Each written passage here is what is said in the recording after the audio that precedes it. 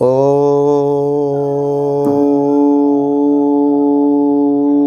श्री गणेशाय नमः। ओम श्री परमात्मने नमः। ओम श्री गुरुवे नमः। बोलिए सियापत रामचंद्र भगवान की जय। पवन सुत हनुमान जी महाराज की जय। सद्गुरुदेव भगवान की जय। श्री रामचरितमानस बालकांड 266 नंबर दोहा में प्रवेश करते हैं। भाग 10। देखो रामय नयन भरे तज ईर्षा मद कोहु। लखन रोष पावक प्रबल जान सलभ जन हो। ईर्ष्या घमंड और क्रोध छोड़कर नेत्र भरकर मेरी राम जी की छवि को देख लो। आज लक्ष्मण के क्रोध को प्रबल अग्नि जानकर उसमें पतंगे मत बनो। जैसे गरुड़ का भाग कोहा चाहे, सिंह का भाग खरगोश चाहे, बिना कारण ही क्रोध करने वाला अपनी कुशल चाहे, शिवजी से विरोध करने वाला सब प्रकार की संपत्ति चाहे। लोभी लालची सुंदर कीर्ति चाहे, कामी मनुष्य निष्कलंकता चाहे तो क्या पा सकता है। और जैसे श्री हरि के चरणों से विमुख मनुष्य परम गति मोक्ष चाहे, हे राजाओं, सीता के लिए तुम्हारा लालच भी आज वैसा ही व्यर्थ है।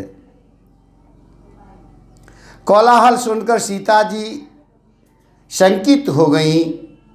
तब सखियां उन्हें वहां ले गईं जहां रानी सीता जी की माता थीं।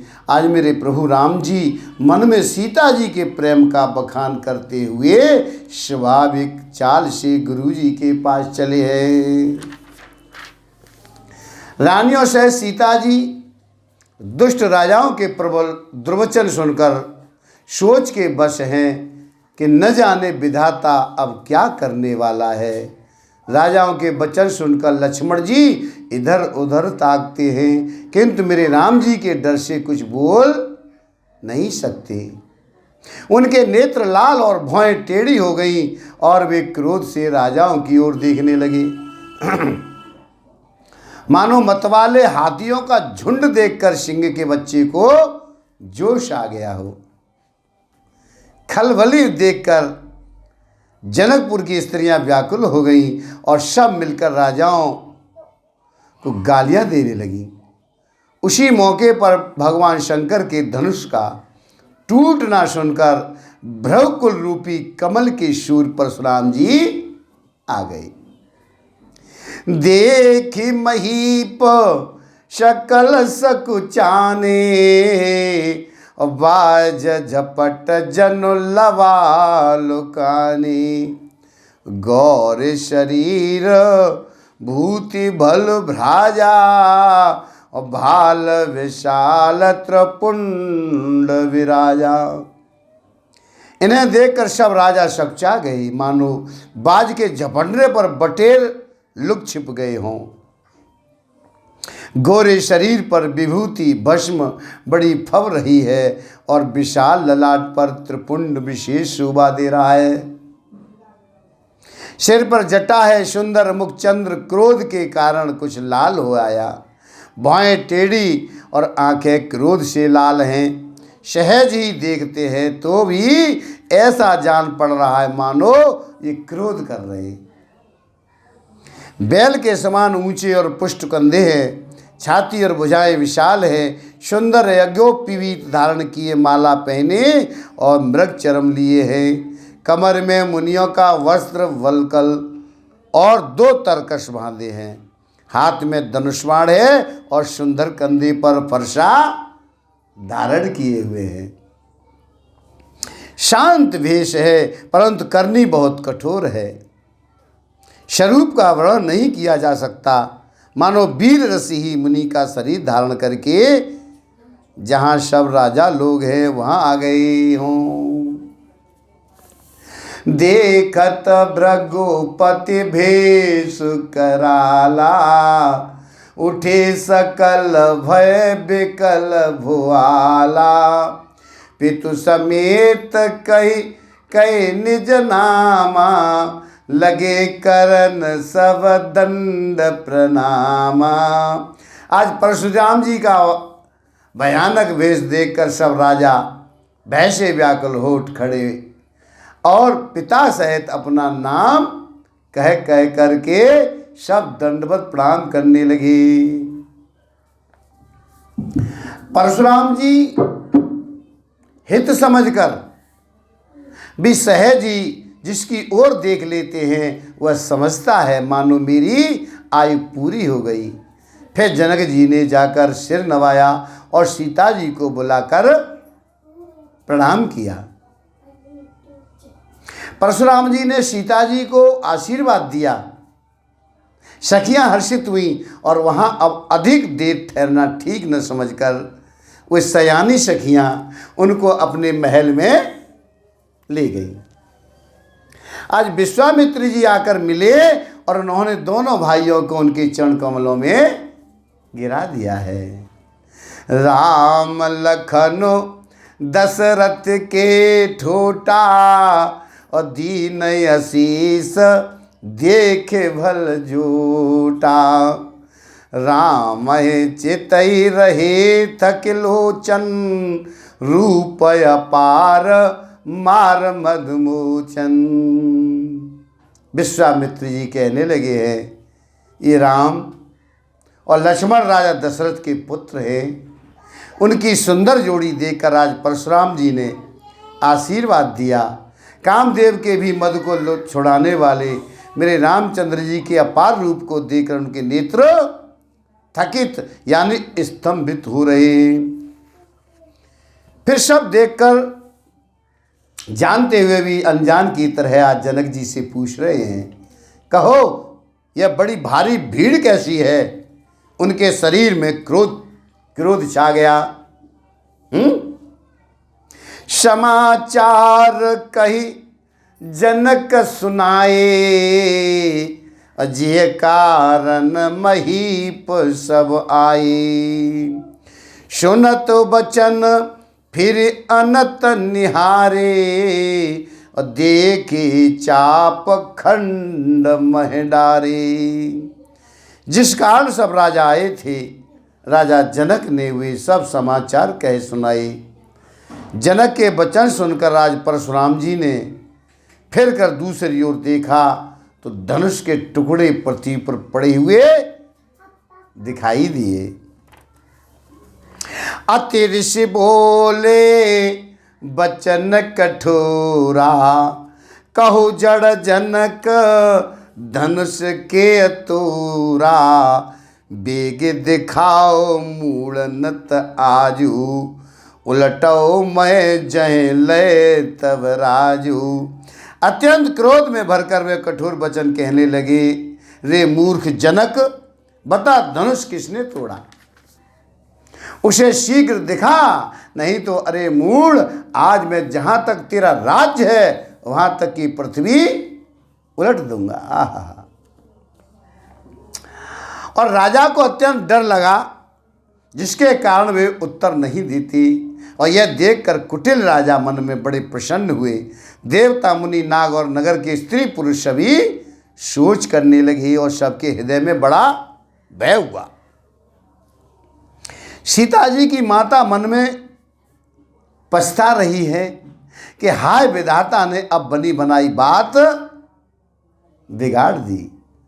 परशुराम जी का स्वभाव सुनकर सीता जी को आधा चढ़ भी कल्प के समान बीता। तब मेरे राम जी सब लोगों को भयभीत देख करके सीता जी को डरी हुई जानकर बोले। उनके हृदय में न कुछ हर्ष था न विषाद। मास पारायण नवा विश्राम। नाथ संबोधन भंजनिहारा, हो एक दास तुम्हारा। आयस काह कहे कि न मोही, सुन रिसाय बोले मुनि कोई। हे नाथ, ये भगवान शंकर के धनुष को तोड़ने वाला आपका कोई एक दासी होगा, क्या आज्ञा है मुझसे क्यों नहीं कहती। यह सुनकर क्रोधी मुनि रिसा करके कहने लगे, क्या कह रहे, सेवक सो जो कर शिव काई, अर करनी कर करियल राई।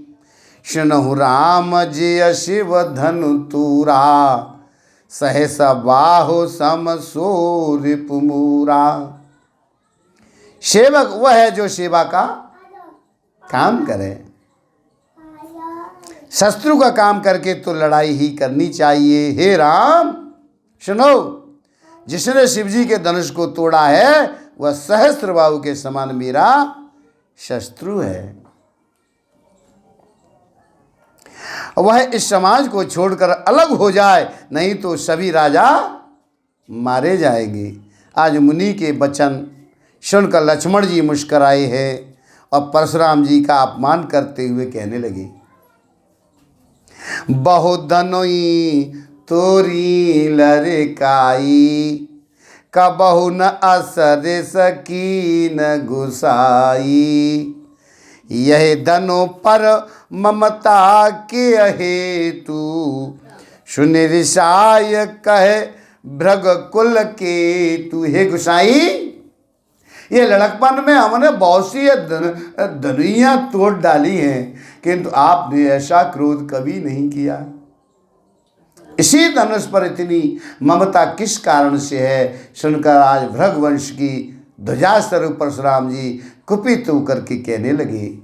क्या कह रहे हैं, रे नृप बालक काल वश, और बोलत तोहिन संभार।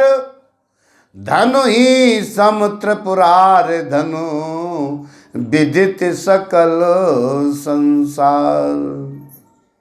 अरे राजपुत्र, काल के वश होने से तुझे बोलने में कुछ भी होश नहीं है। ये सारे संसार में विख्यात शिव जी का यह धनुष क्या धनुई के समान है। लखन कहा हसे हमरे जाना, सुनहु देव सब धनुष समाना।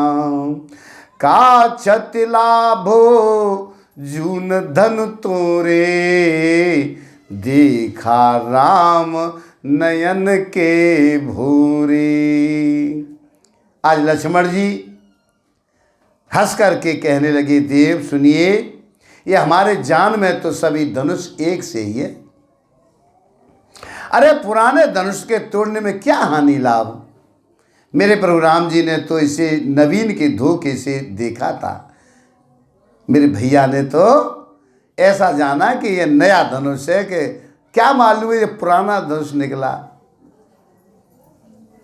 क्या क्या हुआ, अरे छूहत टूटे रघुपति हो न दोषु, मुनि बिनु काज करिय कतरोसु।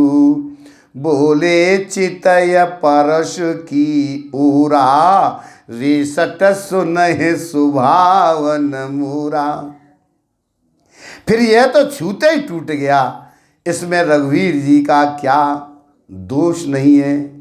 मुनि आप बिना ही कारण किस लिए क्रोध कर रहे हैं। आज परशुराम जी अपने फरसे की ओर देख करके कहने लगे, अरे दुष्ट, तूने मेरा स्वभाव नहीं जाना,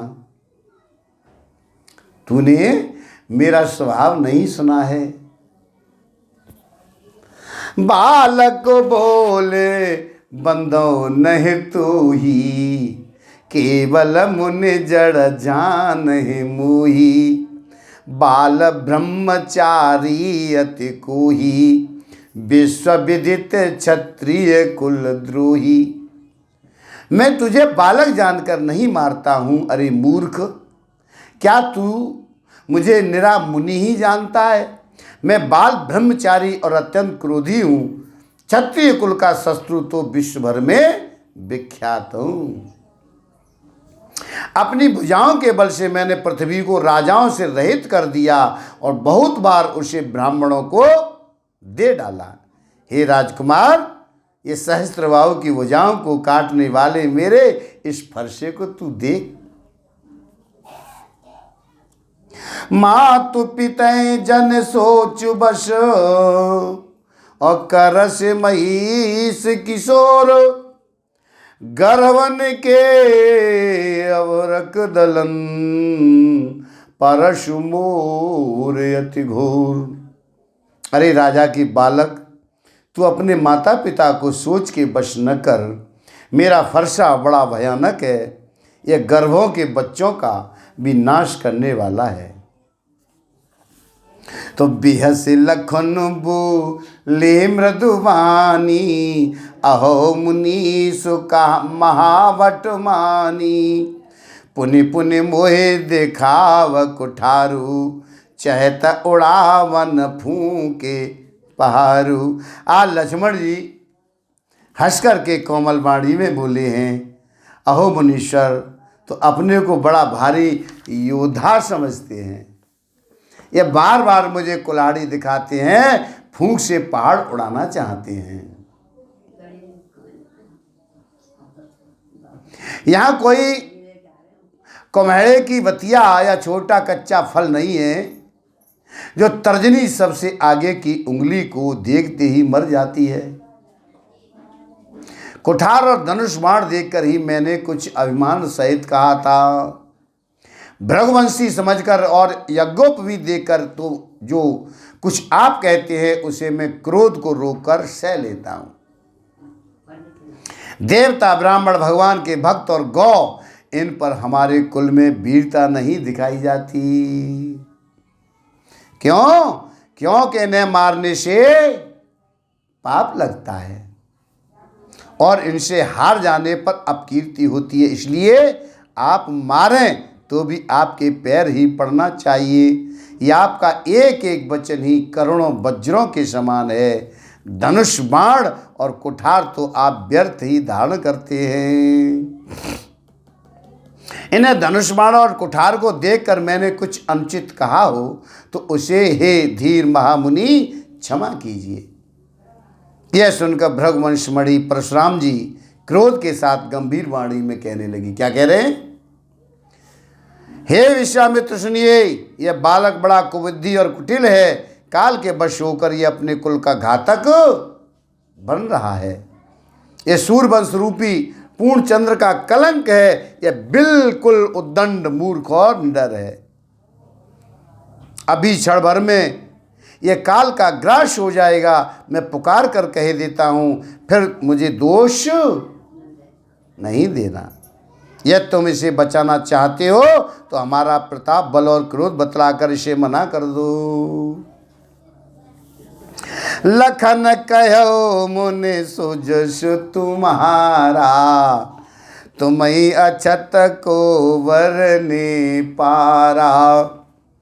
अपने मुँह तुम आपन करनी, बार अनेक भांति बहुवरनी। लक्ष्मण जी कहने लगे, हैं मुनि, ये आपका श्वेश आपके रहते दूसरा कौन वर्णन कर सकता है? आपने अपने ही मुँह से अपनी करनी अनेकों बार बहुत प्रकार से वर्णन की है। इतने पर भी संतोष न हुआ हो तो फिर कुछ कह डालिए। क्रोध रोककर अशय दुख मत सहिए। आप वीरता का व्रत धारण करने वाले धैर्यवान और क्षोभ रहित हैं, गाली देते शोभा नहीं पाते हो। शूरवीर तो युद्ध में करनी शूरवीरता का कार्य करते हैं कहकर अपने को नहीं जानते। शत्रु को युद्ध में उपस्थित पाकर कायर ही अपने प्रताप की डींग मारा करते हैं। आप तो मानो काल को हाँक लगाकर बार बार उसे मेरे लिए बुला रहे हैं। आज लक्ष्मण जी के कठोर वचन सुनते ही परशुराम जी ने अपने भयानक फरसे को सुधार कर हाथ में ले लिया और क्या कहने लगे, अब लोग मुझे दोष न दें, ये कड़वा बोलने वाला बालक मारे जाने के ही योग्य है। इसे बालक देकर मैंने बहुत बचाया, पर अब यह सचमुच मरने को ही आ गया है। आज विश्वामित्र जी कहने लगे हैं, अपराध क्षमा कीजिए। बालकों के दोष और गुणों को साधु लोग नहीं गिनते। परशुराम जी कहने लगे, तीखी धार का कुठार, मैं दया रहित और क्रोधी, और ये गुरुद्रोही और अपराधी मेरे सामने उत्तर दे रहा है। इतने पर भी मैं इसे बिना मारे छोड़ रहा हूँ। सो हे विश्वामित्र, केवल ये तुम्हारे शील प्रेम से नहीं, तो इसे इस कठोर कुठार से काटकर थोड़े ही परिश्रम से गुरु से ऋण हो जाता। आज विश्वामित्र जी ने हृदय में हंस करके कहा, मुनि को हरा ही हरा सूझ रहा है। अर्थात सर्वत्र विजयी होने के कारण ये श्री राम लक्ष्मण को भी साधारण क्षत्रिय समझ रहे हैं, किंतु यह लोहमयी केवल फौलाद की बनी हुई खाड़ा खड़क हे ऊख की रस की खाड़ नहीं है जो मुंह में लेते ही गल जाए। खेद है मुनि अब भी बेसमझ बने हुए हैं, इनके प्रभाव को नहीं समझ रहे, नहीं जान रहे हैं। कहे लखन मुनि शील तुम्हारा, को नहीं जान विदित संसारा। माता पितये उरन भयनी के, गुर ऋण रहा सोच बड़ जी के। लक्ष्मण जी कहने लगे, हे मुनि, आपके शील को कौन नहीं जानता, वह संसार भर में प्रसिद्ध है। आप माता पिता से तो अच्छी तरह ऋण हो ही गई, अब गुरु का ऋण रहा जिसका जी में बड़ा सोच लगा है। वह मानो हमारे ही मत्थे काड़ा था, बहुत दिन बीत गए, इससे ब्याज भी बहुत बढ़ गया होगा। अब किसी हिसाब करने वाले को बुला लाइए, तो मैं तुरंत थैली खोल करके दे दूं। सुन कटु बचन कुठार सुधारा, हाय हाय सब सभा पुकारा। भृगुबर परसु दिखावहु मोही, विप्र विचार बचौ नृप द्रोही। लक्ष्मण जी के कड़वे वचन सुनकर आज परशुराम जी ने कुठार संभाला। सारी सभा हाय हाय करके पुकारने लगी। लक्ष्मण जी कहने लगे, हे भृगुश्रेष्ठ, आप मुझे फरसा दिखा रहे हैं, पर हे राजाओं के शत्रु, मैं ब्राह्मण समझकर बचा रहा हूँ, तरह दे रहा हूँ। मैं आपको ब्राह्मण समझ करके छोड़ रहा हूँ। आपको कभी रणधीर बलवान वीर नहीं मिले। हे ब्राह्मण देवता, आप घर ही में बड़े हैं, आप घर में ही बड़े हो गए। यह सुनकर अनुचित है कहकर सब लोग पुकार उठे हैं। श्री रघुनाथ जी ने इशारे से आज लक्ष्मण जी को रोक दिया है। प्रभु राम कहने लगे, भैया लक्ष्मण रुको। लखन उतर आहुत सरिस, भृगुवर कोप कृशानु। बढ़त देख जल सम बचन, बोले रघुकुल भान। लक्ष्मण जी के उत्तर से जो आहुति के समान थे, परशुराम जी के क्रोध रूपी अग्नि को बढ़ते देखकर रघुकुल के शूर मेरे राम जी जल के समान शांत करने वाले वचन कहने लगे।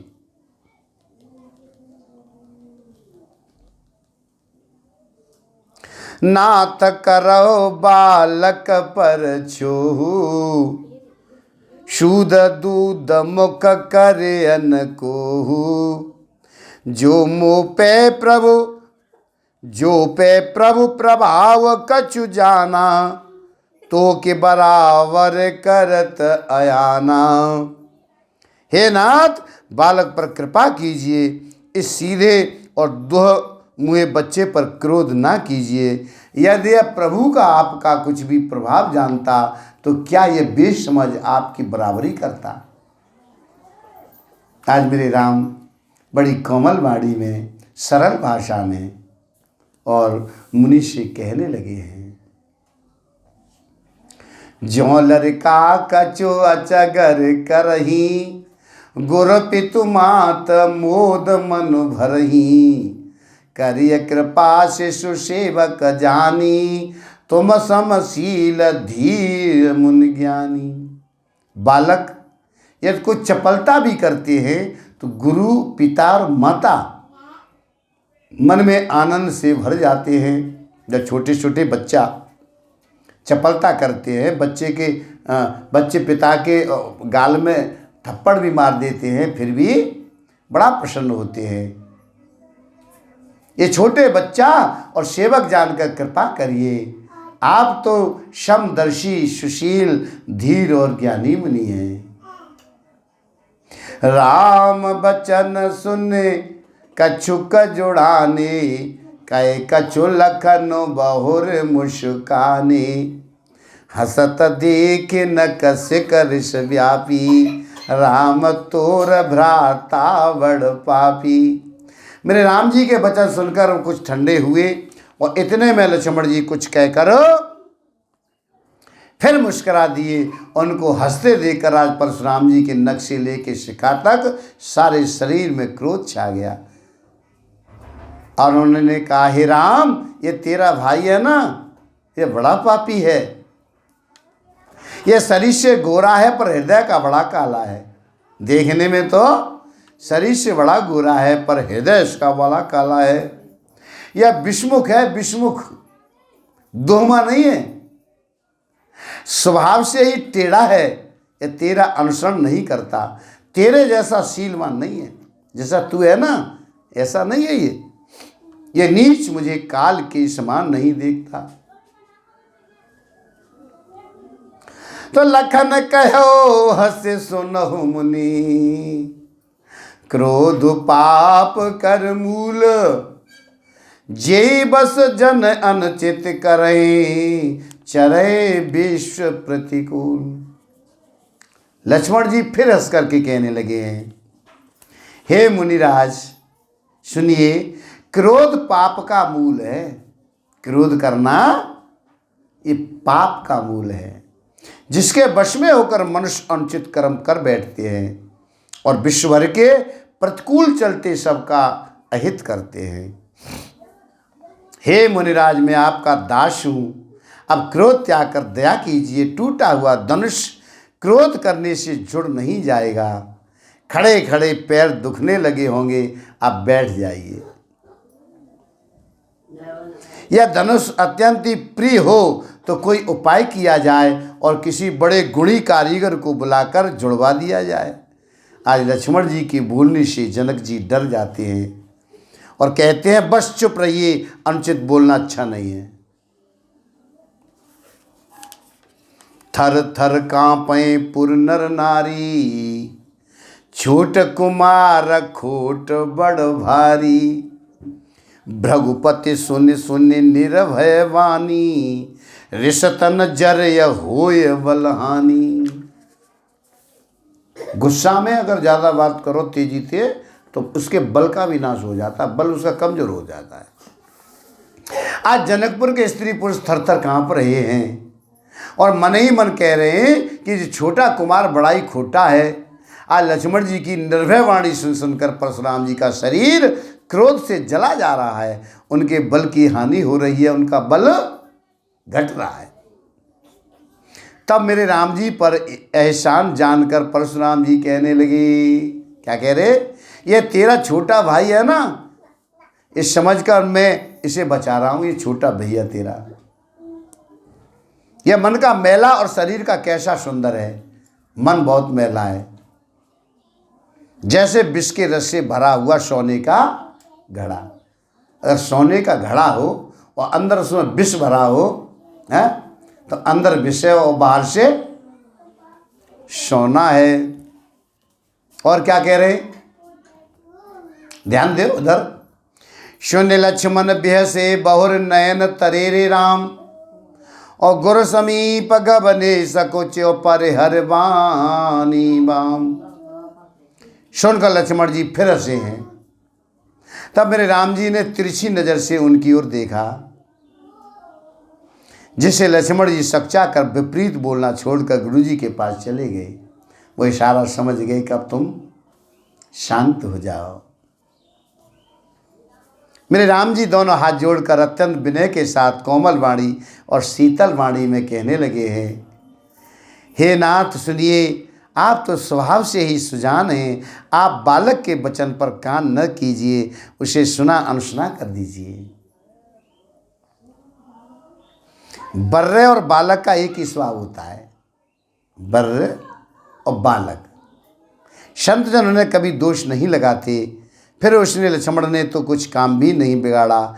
हे नाथ, ये आपका अपराधी तो मैं हूँ। लक्ष्मण ने धनुष थोड़े तोड़ा है, धनुष तो मैंने तोड़ा है। अतः हे स्वामी, कृपा क्रोध बध और बंधन जो कुछ करना हो दास की तरह अर्थात दास समझकर मुझ पर कीजिए, जिस प्रभाव से शीघ्र आपका क्रोध दूर हो। हे मुनिराज, बताइए मैं वही उपाय करूं। मुनि कहने लगे, हे राम, क्रोध कैसे जाए? अब भी तेरा छोटा भाई टेढ़ा ही ताक रहा है। लक्ष्मण जी बैठे पर मुंह टेढ़ी तरह से देख रहे परशुराम जी की तरफ। इसकी गर्दन पर मैंने कुठार न चलाया तो क्रोध करके किया ही क्या? गुस्सा के मारे अभी शांत नहीं है। मेरे जिस कुठार की घोर करनी सुनकर राजाओं की स्त्रियों के गर्भ गिर पड़ते हैं, आज उसी फरसे से रहते मैं इस शत्रु राजपुत्र को आज जीवित देख रहा हूं। हाथ चलता नहीं, क्रोध से छाती जली जाती है। हाय राजाओं का घातक ये कुठार भी कुंठित हो गया, विधाता विपरीत हो गया, इससे मेरा स्वभाव बदल गया। नहीं तो भला मेरे हृदय में किसी समय भी कृपा कैसी। आज दया मुझे यह दुष्य दुख सहा रही है। सुनकर लक्ष्मण जी ने मुस्कुराकर सिर नवाया, कहा, यह आपकी कृपा रूपी वायु भी आपकी मूर्ति के अनुकूल ही है। वचन बोलते हैं मानो फूल झड़ रहे हैं। हे मुनि, यदि कृपा करने से आपका शरीर जला जाता है तो क्रोध होने पर तो शरीर की रक्षा विधाता ही करे। परशुराम कहने लगे, हे जनक, देखिए मूर्ख बालक हट करके यमपुरी में घर निवास करना चाहता है, मान नहीं रहा है। फिर भी इसको शीघ्र ही आंखों की ओट से क्यों नहीं करते? हे राजपुत्र, देखने में छोटा है पर बड़ा खोटा है। लक्ष्मण जी ने हंसकर मन ही मन कहा, आंख मूंद लेने पर कहीं कोई नहीं है। लक्ष्मण जी कह रहे हैं, फिर जब तुम ऐसा करो फिर अपनी आंख बंद कर लो तो कोई नहीं दिखाई देगा। परशुराम जी हृदय में अत्यंत क्रोध भरकर श्री राम जी से कहने लगे, अरे सठ, तू शिवजी का धनुष तोड़कर उल्टा हम ही को ज्ञान सिखा रहा है। तेरा या भाई तेरी ही संपत्ति से कटवचन बोलता है, सम्मति से, और तू छल से हाथ जोड़कर विनय करता है। या तो युद्ध में मेरा संतोष कर, नहीं तो राम कहलाना छोड़ दे। अरे शिवद्रोही, छल त्याग कर मुझसे युद्ध कर, नहीं तो भाई सहित तुझे मार डालूंगा। इस प्रकार परशुराम जी कुठार उठाए बक रहे हैं और राम जी सिर झुकाए मन ही मन मुस्कुरा रहे हैं। श्री राम जी ने मन ही मन कहा, गुनाह दोष तो लक्ष्मण का, क्रोध मुझ पर कर रहे हैं। मन ही मन में कह रहे, कहीं कहीं सीधेपन में भी बड़ा दोष होता है। सीधेपन का भी कहीं कहीं टेढ़ा जानकर सब लोग किसी की भी वंदना करते हैं। टेढ़े चंद्रमा को राहु भी नहीं घसता। आजकल सीधे आदमी को जमानो ना है। सीधे आदमी हो कोई तो बाबू जी समझते हैं कि अब तो जिस बुद्ध को कमज़ोर है, हाँ जी कुछ नहीं जानता, ये तो बहुत कमज़ोर है, तो वो लोग फायदा उठा लेते हैं।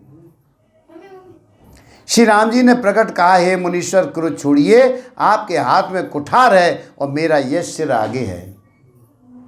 जिस प्रकार आपका क्रोध जाए हे स्वामी वही कीजिए, मुझे अपना अनुचर दास जानिए। स्वामी और सेवक में युद्ध कैसा? हे ब्राह्मण श्रेष्ठ, क्रोध का त्याग कीजिए। आपका वीरों का सा वेश देकर ही बालक ने कुछ कह डाला, वास्तव में उसका भी कोई दोष नहीं है। आपको कुठार बाण और धनुष धारण किए देखकर और वीर समझकर बालक को क्रोध आ गया।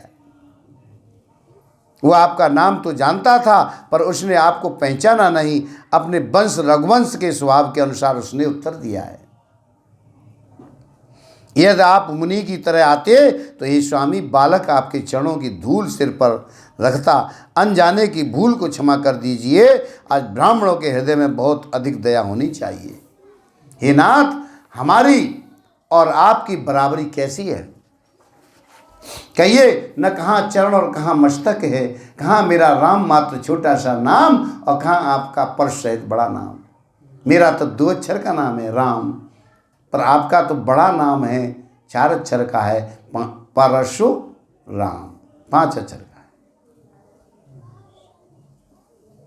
हे देव, हमारे तो एक ही गुण धनुष हैं और आपके परम पवित्र सम दम तप सोच क्षमा सरलता ज्ञान विज्ञान और आस्तिकता, ये 9 गुण हैं। हम तो सब प्रकार से आपसे हारे हैं। हे विप्र, हमारे अपराधों को क्षमा करिए। श्री राम जी ने परशुराम जी को बार बार मुनि और विप्रवर कहा। तब बृहस्पति परशुराम जी कुपित होकर अथवा क्रोध की हंसी हंसकर बोले, तू भी अपने भाई के समान ही टेढ़ा है। तू मुझे एक निरा ब्राह्मणी समझता है। मैं जैसा विप्र हूँ तुझे सुनाता हूँ। धनुष को श्रवा, बाण को आहुति और मेरे क्रोध को अत्यंत भयंकर अग्नि जान। चतुरंगिणी सेना, सुंदर समिधाएँ, यज्ञ में जलाई जाने वाली लकड़ियाँ हैं। बड़े बड़े राजा उसमें आकर बलि के पशु हुए हैं, जिनको मैंने इसी फरसे से काटकर बलि दिया है। ऐसे करोड़ों जपयुक्त रण यज्ञ मैंने किए हैं। अर्थात जैसे मंत्रोच्चारण पूर्ण स्वाहा शब्द के साथ आहुति दी जाती है, उसी प्रकार मैंने पुकार पुकार कर राजाओं की बलि दी है। मेरा प्रभाव तुझे मालूम नहीं है, इसी से तू ब्राह्मण के धोखे मेरा निरादर करके बोल रहा है। धनुष तोड़ डाला, इससे तेरा घमंड बहुत बढ़ गया है। ऐसा अहंकार है मानो संसार को जीत कर खड़ा है। मेरे राम जी कहने लगे, मुनि विचार कर बोलिए, आपका क्रोध बहुत बड़ा है और मेरी भूल बहुत छोटी है। पुराना धनुष था, छूते ही टूट गया। मैं किस कारण अभिमान करूं? हे भृगुनाथ, यदि हम सचमुच ब्राह्मण कहकर निरादर करते हैं तो यह सत्य सुनिए, फिर संसार में ऐसा कौन योद्धा है जिसे हम डर के मारे मस्तक नवाएं? देवता, दैत्य, राजा या बहुत से योद्धा, वे चाहे बल में हमारे बराबर हों चाहे अधिक बलवान हों, यदि रण में हमें कोई भी ललकारे तो हम उससे सुखपूर्वक लड़ेंगे, चाहे काल ही क्यों न हो। क्षत्रिय का शरीर धरकर जो युद्ध में डर गया, उस नीच ने अपने कुल पर कलंक लगा दिया है। मैं स्वभाव से ही कह रहा हूँ, कुल की प्रशंसा करके नहीं, कि रघुवंशी रण में काल से भी नहीं डरते। आज ब्राह्मण वंश की ऐसी प्रभुता महिमा है कि जो आपसे डरता है वो सबसे निर्भय हो जाता है, अथवा जो भय रहित होता है वह भी आपसे डरता है। श्री रघुनाथ जी की कोमल रहस्यपूर्ण वचन सुनकर आज परशुराम जी की बुद्धि के पर्दे खुल गए। राम रमापते कर धन लेहु, खेचो मिटय मोर संदेहु। देत चाप आप चल गयऊ, परशुराम मन विस्मय भयऊ।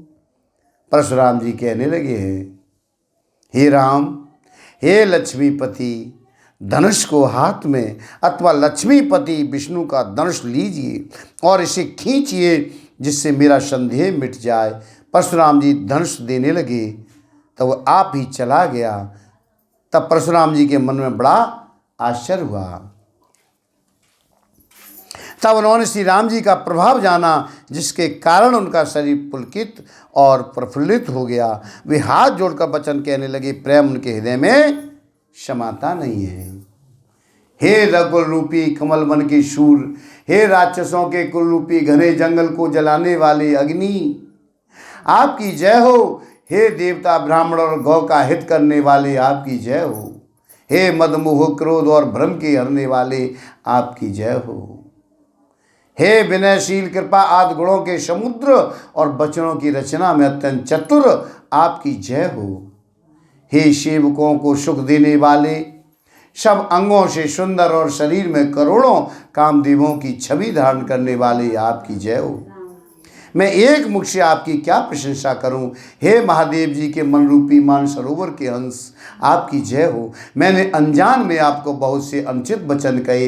हे क्षमा के मंदिर दोनों भाई, मुझे क्षमा कीजिए।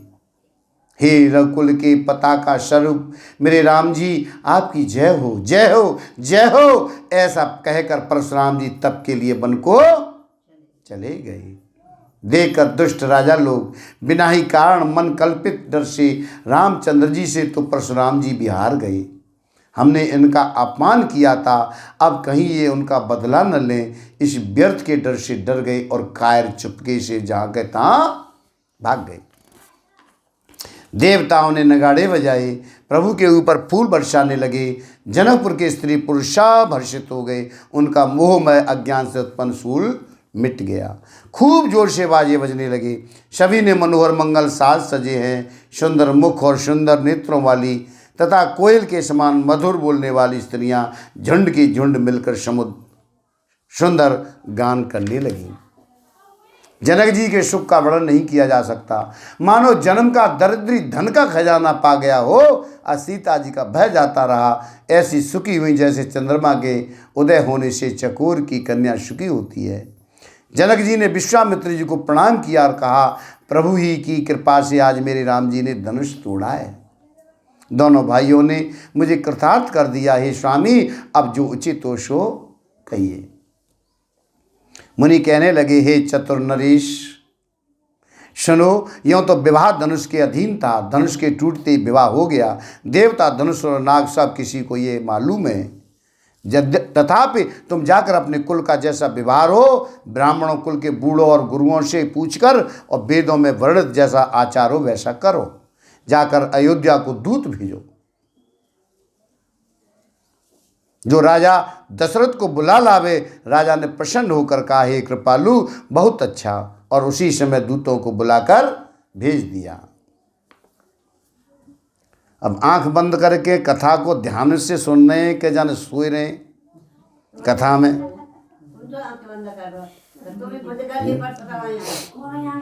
पर है सकता है कि आंख बंद कर कथा में ज़्यादा मन लग गया हो, ऐसा है सकता है।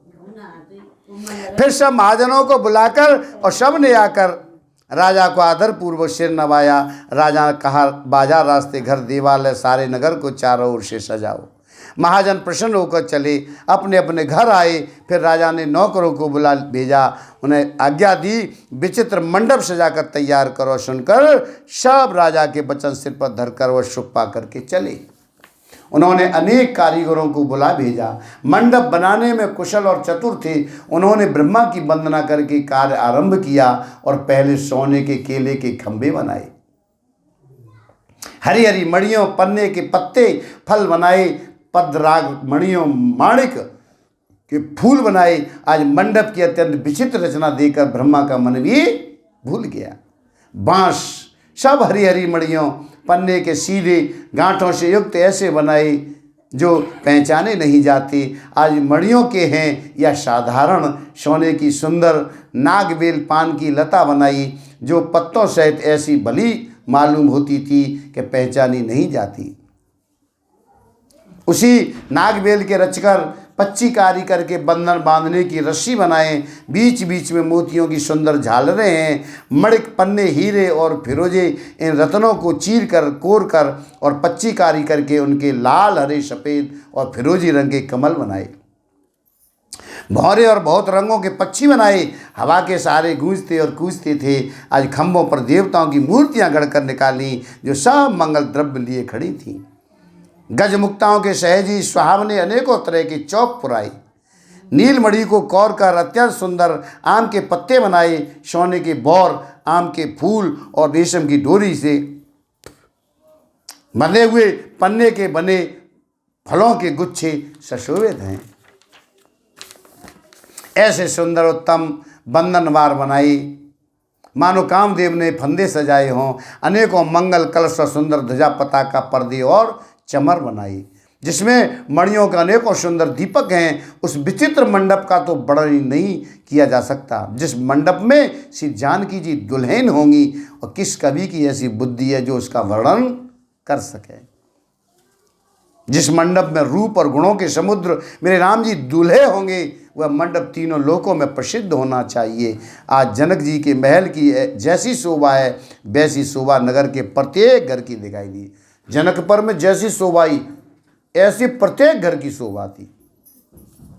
उस समय जिसने तिरहुत को देखा, उसे 14 भुवन तुच्छ जान पड़े। आज जनकपुर में नीच के घर भी उस समय जो संपदा से शोभित थी, उसे देखकर इंद्र भी मोहित हो जाता है। जिस नगर में साक्षात लक्ष्मी जी कपट से स्त्री का सुंदर भेष बनाकर बसती हैं, उस पुर की शोभा का वर्णन करने में सरस्वती और शेष भी सच्चा जाते हैं। आज जनक जी के दूत मेरे राम जी की पवित्र पुरी अयोध्या में पहुँचे। सुंदर नगर देख करके हर्षित हुए। राजद्वार पर जाकर उन्होंने खबर भेजी। राजा दशरथ जी ने सुनकर उन्हें बुला लिया। दूतों ने प्रणाम करके चिट्ठी दी।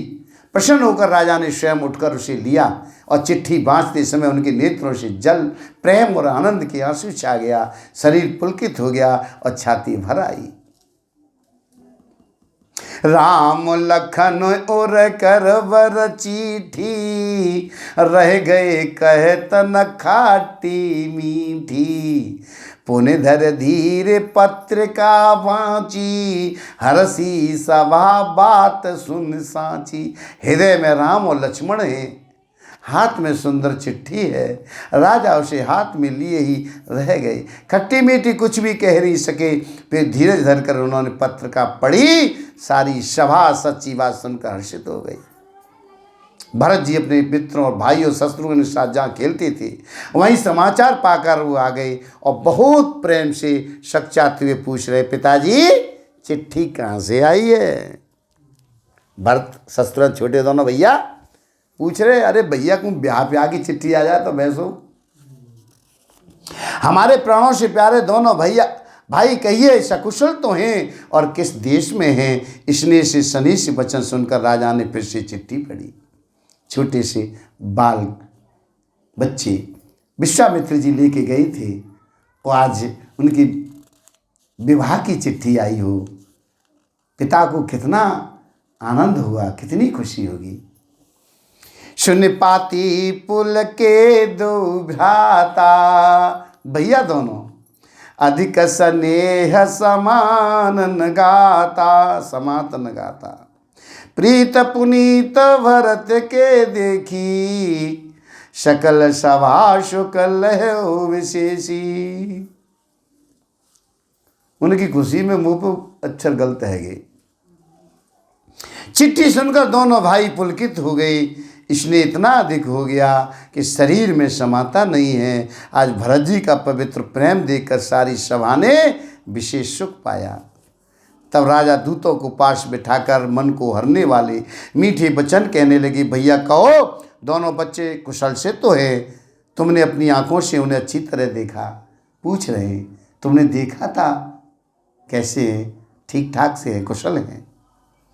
वो कह रहे, श्यामले और गौरे शरीर वाले, धनुष तरकस धारण किए रहते हैं, किशोर अवस्था है, विश्वामित्र मुनि के साथ हैं। तुम उनको पहचानते हो तो उनका स्वभाव बताओ। राजा प्रेम के विशेष वश होने से बार बार इस प्रकार कर पूछ रहे हैं।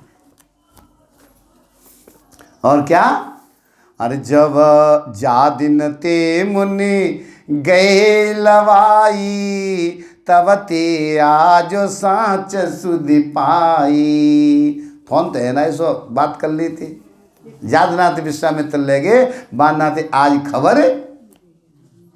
कहो विदेह कवन विधि जाने, सुन प्रिय बचन दूत मुस्काने। भैया जिस दिन से मुनि उन्हें लिवा ले गए, तब से आज ही हमने सच्ची खबर पाई है। कहिए तो महाराज जनक ने उन्हें कैसे पहचाना? हे प्रिय, प्रेम भरे वचन सुनकर दूत मुस्कुराने लगे।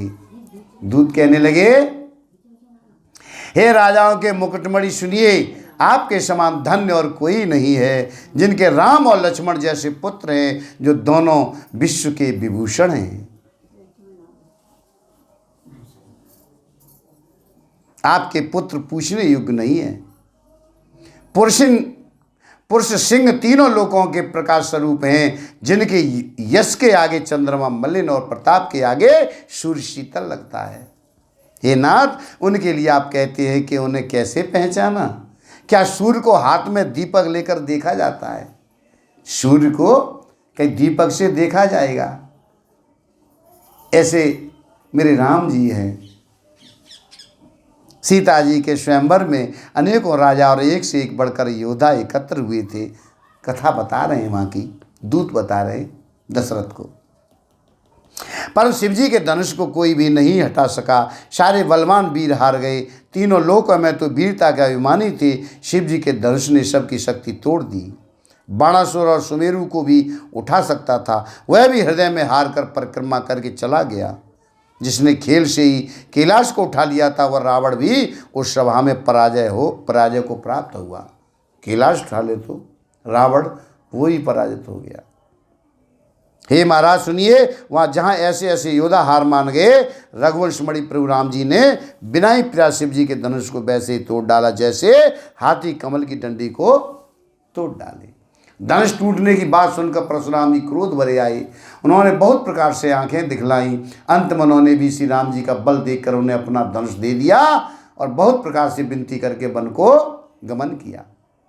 हे राजन, जैसे राम जी अतुलनीय बली हैं, वैसे ही तेज निदान फिर लक्ष्मण जी भी है, जिनके देखने मात्र से राजा लोग ऐसे कांप उठते थे जैसे हाथी सिंह के बच्चे के ताकने से कांप उठते हैं। हे देव, आपके दोनों बालकों को देखने के बाद अब आंखों के नीचे कोई आता ही नहीं, हमारी दृष्टि पर कोई चढ़ता नहीं। प्रेम प्रताप और वीर रस से पगी हुई आज दूतों की वचन रचना सबको बहुत प्रिय लगी। सभा सहित राजा प्रेम में मगन हो गई। दूतों को निछावर देने लगे। उन्हें निछावर देते देखकर नीति विरुद्धि है ऐसा कहकर दूत अपने हाथों से कान मूंदने लगे और धर्म को विचार उनका धर्म युक्त प्रताप देखकर सभी ने सुख माना। आहा। तब उठि भूप वशिष्ठ कहो दीन पत्रिका जाए, कथा सुनाई गुरहि सब सादर दूत बुलाए। जैसे ही नौछावर दे रहे, जब दूत आए, जैसे नेगी जाते हैं, पंडित और नेगी जाते हैं तो उन्हें देते हैं कछु नौछावर में, तो ऐसे 10 ही नौछावर दे रहे। तो मंत्री जो वे आए, जो दूत आए काए, उनने अपने आंख नाक कान मूंद लिए। उन्हें कि हमारी बहन बेटी के यहाँ से हम नहीं लेंगे, ये हमारी बहन बेटी का घर है, हम यहाँ से नहीं लेंगे। ऐसे जो है अपने काम मूंद करके और चुपचाप खड़े हो गए। राजा ने उठकर वशिष्ठ जी के पास जाकर उन्हें पत्रिका दी। आदरपूर्वक दूतों को बुलाकर सारी कथा गुरु जी को सुना दी। जब समाचार सुनकर अत्यंत सुख पाकर गुरु कहने लगे, पुण्यात्मा पुरुष के लिए पृथ्वी सुखों से छाई हुई है। जैसे नदियां समुद्र में जाती हैं, यद्य समुद्र को नदी की कामना नहीं होती, आज वैसे सुख और संपत्ति बिना ही बुलाए स्वभाव की धर्मात्मा पुरुष के पास जाती है। तुम जैसे गुरु ब्राह्मण गाय देवता की सेवा करने वाले हो, आज वैसे ही पवित्र कौशल्या देवी भी है। तुम्हारे समान पुण्यात्मा जगत में न कोई हुआ, न है और न होने का ही है। हे राजन, तुमसे अधिक पुण्य और किसका होगा, जिसके राम सरी के पुत्र हैं। राम जैसे तुम्हारे पुत्र हो, अब जाते जा रहा और पुण्य क्या होगा। और जिसके चारों बालक वीर विनम्र धर्म का व्रत धारण करने वाले गुणों के सुंदर समुद्र हैं, तुम्हारे लिए सभी कालों में कल्याण है। अतएव डंका बजाकर बारात सजाओ और जल्दी चलो। गुरुजी के ऐसे वचन सुनकर हे नाथ बहुत अच्छा कहकर सिर नवाकर दूतों को डेरा दिलवाकर राजा महल में गए। राजा सबुर निवास बुलाई, जनक पत्रिका बाँच सुनाई। सुन संदेश सकल हरसानी, अपर कथा सब भूप बखानी। राजा ने सारे रनवास को बुलाकर जनक जी की पत्रिका वाँचकर सुनाई। समाचार सुनकर सब रानियां हर्ष से भर गईं। राजा ने फिर दूसरी सब बातों का जो दूतों के मुख से सुनी वर्णन किया। प्रेम में प्रफुल्लित हुई रानियां ऐसी सुशोभित हो रही हैं जैसे मोरनी बादलों की गरज सुनकर प्रफुल्लित हो जाती है। बड़ी बूढ़ी अथवा गुरुओं की स्त्रियां प्रसन्न होकर आशीर्वाद दे रही हैं। माताएं अत्यंत आनंद में मग्न हैं। उस अत्यंत प्रिय पत्रिका को आपस में लेकर सब हृदय से लगा छाती शीतल कर रही हैं। राजाओं में श्रेष्ठ दशरथ जी ने श्री राम लक्ष्मण की कीर्ति और करनी का बारंबार वर्णन किया। यह सब मुनि की कृपा है, ऐसा कहकर वे बाहर चले आए। आज रानियों ने ब्राह्मणों को बुलाया, आनंद सहित उन्हें दान दिए। श्रेष्ठ ब्राह्मण आशीर्वाद देते हुए चले। फिर भिक्षुकों को बुलाकर करोड़ों प्रकार की निछावरें उनको दी। चक्रवर्ती महाराज दशरथ के चारों पुत्र चिरंजीवी हों और यूँ कहते हुए अनेक प्रकार के सुंदर वस्त्र पहन कर चले। आनंदित होकर नगाड़े वालों ने बड़े जोर से नगाड़ों पर चोट लगाई। सब लोगों ने यह समाचार पाया, तब घर घर बधावे होने लगे। 14 लोगों में उत्साह भर गया। आज जानकी जी और श्री रघुनाथ जी का विवाह होगा। यह शुभ समाचार पाकर लोग प्रेम मगन हो गए और रास्ते घर तक गलियां सजाने लगे। यद्यपि अयोध्या सदा सुहावनी है, क्योंकि सब राम जी की मंगलमयी पवित्र पुरी है, पर तथापि प्रीत पर प्रीत होने से सुंदर मंगल रचना से सजाई गई। ध्वजा पताका पर्दे सुंदर चवरों से सारा बाजार बहुत ही अनूठा छाया हुआ है। सोने के कलश तोरण मणियों की झालरें, हल्दी दूब दही अछत और मालाओं से लोगों ने अपने अपने घरों को सजाकर मंगल में बना लिया। आज गलियों को चतुर्सम से सींचा और द्वारों पर सुंदर चौक पुराए। चंदन केसर कस्तूरी और कपूर से बने हुए एक सुगंधित द्रव्य को चतुर्सम कहते हैं। बिजली की सी कांति वाली, चंद्रमुखी हिरण के बच्चे के सी नेत्र वाली, अपने सुंदर रूप से कामदेव की स्त्री रति के अभिमान को छुड़ाने वाली सुहागिनी स्त्रियां सभी 16 श्रृंगार सजकर जहाँ तहाँ झुंड की झुंड मिलकर मनोहर वाणी से मंगल गीत गा रही हैं, जिनके सुंदर स्वर को सुनकर कोयलें भी लजा जाती हैं। राजमहल का वर्णन कैसे किया जाए, जहाँ विश्व को विमोहित करने वाला मंडप बनाया गया है। अनेकों प्रकार के मनोहर मांगलिक पदार्थ सुशोभित हो रहे, बहुत से नगाड़े बज रहे, कई भाट वृदावली कुल कीर्ति का उच्चारण कर रहे और कई ब्राह्मण वेद ध्वनि कर रहे हैं। गावह सुंदर मंगल गीता, ले ले नाम राम और सीता, बहुत उछाओ भवनो अति थूरा, मानव उमगी चला चहु ओरा। सुंदरी स्त्रियां श्री राम जी और श्री सीता जी का नाम ले लेकर के मंगल गीत गा रही हैं। उत्साह बहुत है। महल अत्यंत ही छोटा है, इससे उसमें न समाकर मानो उत्साह आनंद चारों ओर उमड़ चला। दशरथ के महल की शोभा का वर्णन कौन कवि कर सकता है, जहाँ समस्त देवताओं के शिरोमणि मेरे राम जी ने अवतार लिया है। फिर राजा ने भरत जी को बुला लिया, कहा कि जाकर घोड़े हाथी और रथ सजाओ, जल्दी रामचंद्र जी की बारात ले चलो। सुनते ही दोनों भाई आज भरत जी और शत्रुघ्न जी आनंदवश और पुलक से भर गए। आहा! भरत जी ने सब सहायनी घुड़साल के अध्यक्ष बुलाए, घोड़ों की सजाने की आज्ञा दी। प्रसन्न होकर उठ दौड़े। उन्होंने रुचि के साथ यथायोग जी ने कसकर घोड़े सजाए। रंग रंग के उत्तम घोड़े सुशोभित हो गए। सब घोड़े बड़े ही सुंदर और चंचल करनी चाल के हैं। आज धरती पर ऐसे पैर रख रहे हैं जैसे चलते हुए लोहे पर रखते हों। आहा! अनेकों जाति के घोड़े हैं जिनका वर्णन नहीं हो सकता। ऐसी तेज चाल के मानो हवा का निरादर करके उड़ना चाहते हो। आहा! उन सब घोड़ों पर भरत जी के समान अवस्था वाले सब छलीले राजकुमार सवार हुए हैं। भरत जी जैसे जवान सभी सुंदर हैं, आभूषण धारण किए हुए हैं। उनके हाथों में बाण और धनुष तथा कमर में भारी तरकश बनी है। सभी चुने हुए छबीले छैल सूरवीर चतुर नवयुवक हैं। प्रत्येक सवार के साथ 2 पैदल सिपाही हैं जो तलवार चलाने की कला में बड़े निपुण हैं।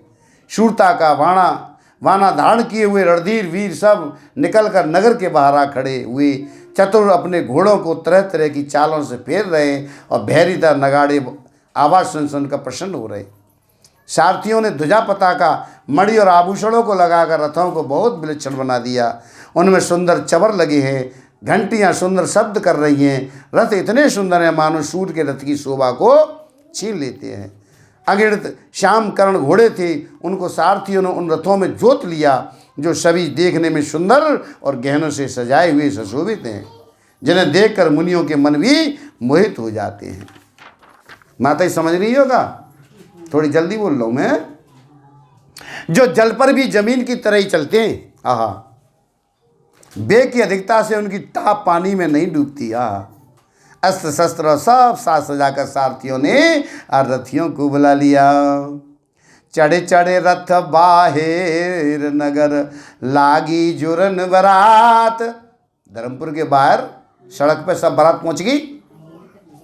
होत सगुन सुंदर समय जो जिय कारज जात। रथों पर चढ़ चढ़ कर बारात नगर के बाहर जुटने लगी। जो जिस काम के लिए जाता है सभी को सुंदर शकुन होते हैं। श्रेष्ठ हाथियों पर सुंदर अवानियाँ पड़ी हैं, जिस प्रकार सजाई गई थी सो कहा नहीं जा सकता। मत वाले हाथी घंटों से सुशोभित होकर घंटे बजाते हुए चले, मानो सावन के सुंदर बादलों के समूह गरज रहे हों।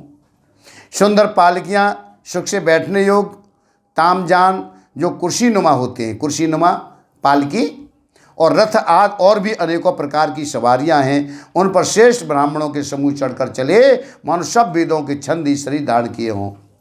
पालकी में सब ब्राह्मण समाज, मागध सूत भाट और गुण गाने वाले सब जो जिस योग्य थे वैसी सवारी पर चढ़कर चले। बहुत जातियों के खच्चर, ऊंट, बैल, असंख्यों प्रकार की वस्तुएं लाद लाद करके चले हैं। कहार करोड़ों कावड़ें लेकर चले। जाने में अनेकों प्रकार की इतनी वस्तुएं थीं कि जिनका वर्णन कौन कर सकता है। सब सेवकों के समूह अपना अपना साज समाज सजा कर चले हैं। सबके हृदय में अपार हर्ष है और शरीर पुलक से भरे हैं। सबको एक ही लालसा लगी है कि हम श्री राम लक्ष्मण दोनों भाइयों को नेत्र भर करके कब देखेंगे। यही लालसा है कि हम जितनी जल्दी पहुँचें जनकपुर और राम और लक्ष्मण को देखें। हाथी गरज रहे हैं, उनके घंटों की भीषण ध्वनि हो रही है और चारों रथों की गड़गड़ाहट और घोड़ों की हिन्नाट हो रही है। बादलों का निरादर करते हुए नगाड़े घोर शब्द कर रहे हैं और किसी को अपनी पराई कोई बात कानों से सुनाई नहीं दे रही है। जब बारात बजते तो फिर माँ एक दूसरे की सुनाई। राजा दशरथ के दरवाजे पर इतनी भारी भीड़ हो रही है कि वहाँ पत्थर फेंका जाए तो वह भी पिसकर धूल हो जाए। आहा, अटारियों पर चढ़ी स्त्रियां मंगल थालों में आरती लिए देख रही हैं। गावहि गीत मनोहर नाना अति आनंदो न जाय वखाना। तब सुमंत्र द्विय चंदन साजी जो तेरा वे है निंदक बाजी। नाना प्रकार के मनोहर गीत गा रही हैं। अत्यंत आनंद का बखान नहीं हो सकता। तब सुमंत्र जी ने 2 रथ सजाकर उनमें सूर्य के घोड़ों को भी मात करने वाले घोड़े जो थे, दोनों सुंदर रथ राजा दशरथ के पास ले आए, जिनकी सुंदरता का वर्णन सरस्वती जी भी नहीं हो सकता।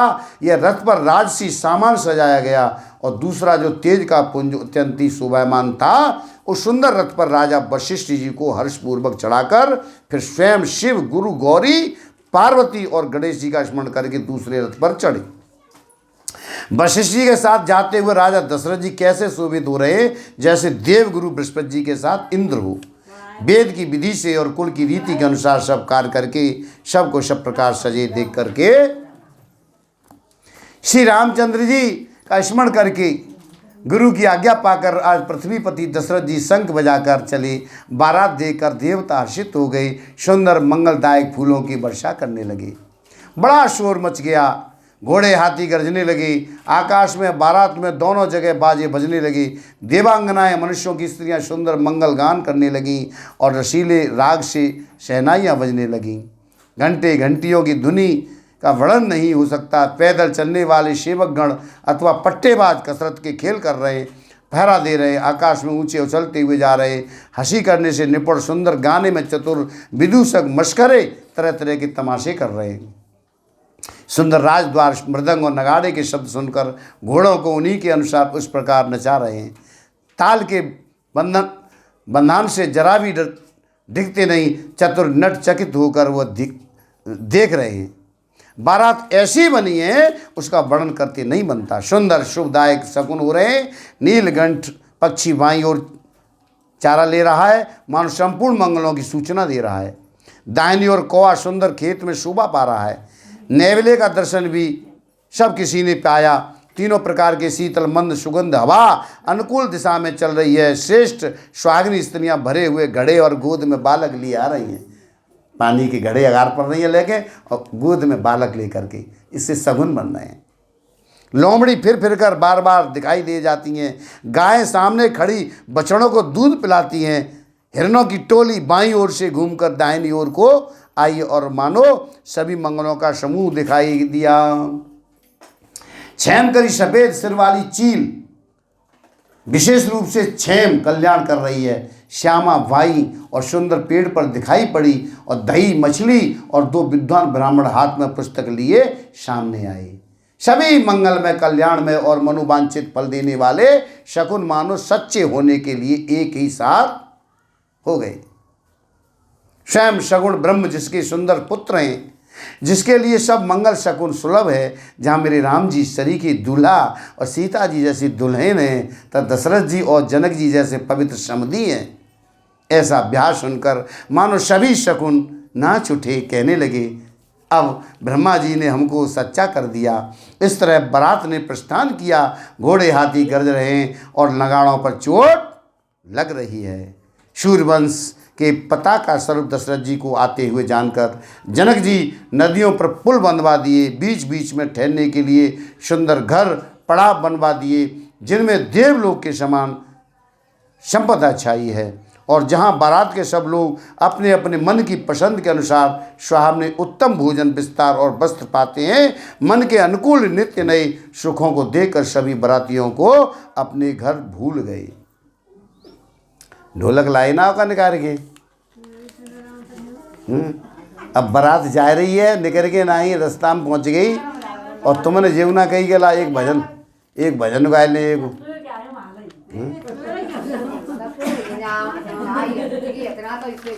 समाधि लग जाते कथा में। बड़े जोर से बजते हुए नगाड़ों की आवाज़ सुनकर श्रेष्ठ बारात को आती हुई जानकर अगवानी करने वाले हाथी, रथ, पैदल और घोड़े सजाकर बारात लेने चली। अब बारात पहुंची जा रही है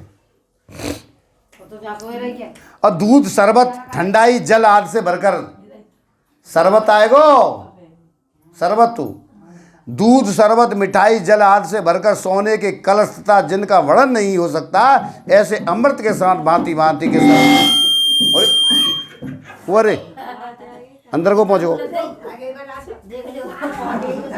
पकवानों से भरे हुए परात, थाल आदि अनेक प्रकार के सुंदर बर्तन हैं। हेलो हेलो हेलो, नेक तेज करो, नेक हली कर दी मैंने।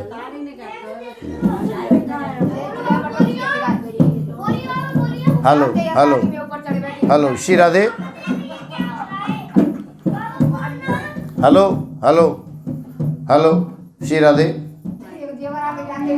उत्तम फल तथा और भी अनेकों सुंदर वस्तुएं राजा ने हर्षित होकर भेंट के लिए भेजी और गहने, कपड़े, नाना प्रकार की मूल्यवान मणियाँ, रतन, पक्षी, पशु, घोड़े, हाथी और बहुत तरह की सवारियाँ तथा बहुत प्रकार के सुगंधित एवं सुहावने मंगल द्रव्य शगुन के पदार्थ राजा ने भेजे। दही, चिवड़ा, अगणित उपहार की चीज़ें कामरों में भर भर कर कहार चले हैं। अगवानी करने वालों को जब बारात दिखाई दी तब उनके हृदय में आनंद छा गया और शरीर रोमांच से भर गया। अगवानों को सज धज के साथ देखकर बारातियों ने प्रसन्न होकर नगाड़े बजाए। बाराती तथा अगवानों में से कुछ लोग परस्पर मिलने के लिए हर्ष के मारे बाग छोड़कर सरपट दौड़ चले। ऐसे मिले मानो आनंद के दो समुद्र मर्यादा छोड़कर मिले हों। देव सुंदरियाँ फूल बरसाकर गीत गा रही हैं। देवता आनंदित होकर नगाड़े बजा रहे हैं। अगवानी में आए हुए उन लोगों ने सब चीज़ें दशरथ जी के आगे रख दी और अत्यंत प्रेम से विनती की। राजा दशरथ जी ने प्रेम से सब वस्तुएं ले ली, फिर उनकी बख्शीशें होने लगी और वे याचकों को दे दी गईं। तदंतर पूजा आदर सत्कार और बढ़ाई करके अगवान लोग उनको जनवासे की ओर लेवा ले चले। विलक्षण वस्त्रों के पावड़े पड़ रहे हैं, जिन्हें देखकर कुबेर भी अपने धन का अभिमान छोड़ देते हैं। बड़ा सुंदर जनमाशा दिया गया, जहाँ सबको सब प्रकार का सुविधा था। सीता जी ने बारात जनकपुर में आई जानकर अपनी कुछ महिमा प्रकट करके दिखलाई। हृदय में स्मरण कर सब सिद्धियों को बुलाया। सीता जी ने सब सिद्धियों को मनुष्य में स्मरण किया, ध्यान किया, बुलाया, उन्हें राजा दशरथ जी की मेहमानी करने के लिए भेजा। आहा, वाह भाई वाह। सीता जी की आज्ञा सुनकर सब सिद्धियां जहां जनवासा था, सारी संपदा, सुख और इंद्रपुरी के भोग विलास को लिए हुए गई हैं। बारातियों ने अपने अपने ठहरने के स्थान देखे।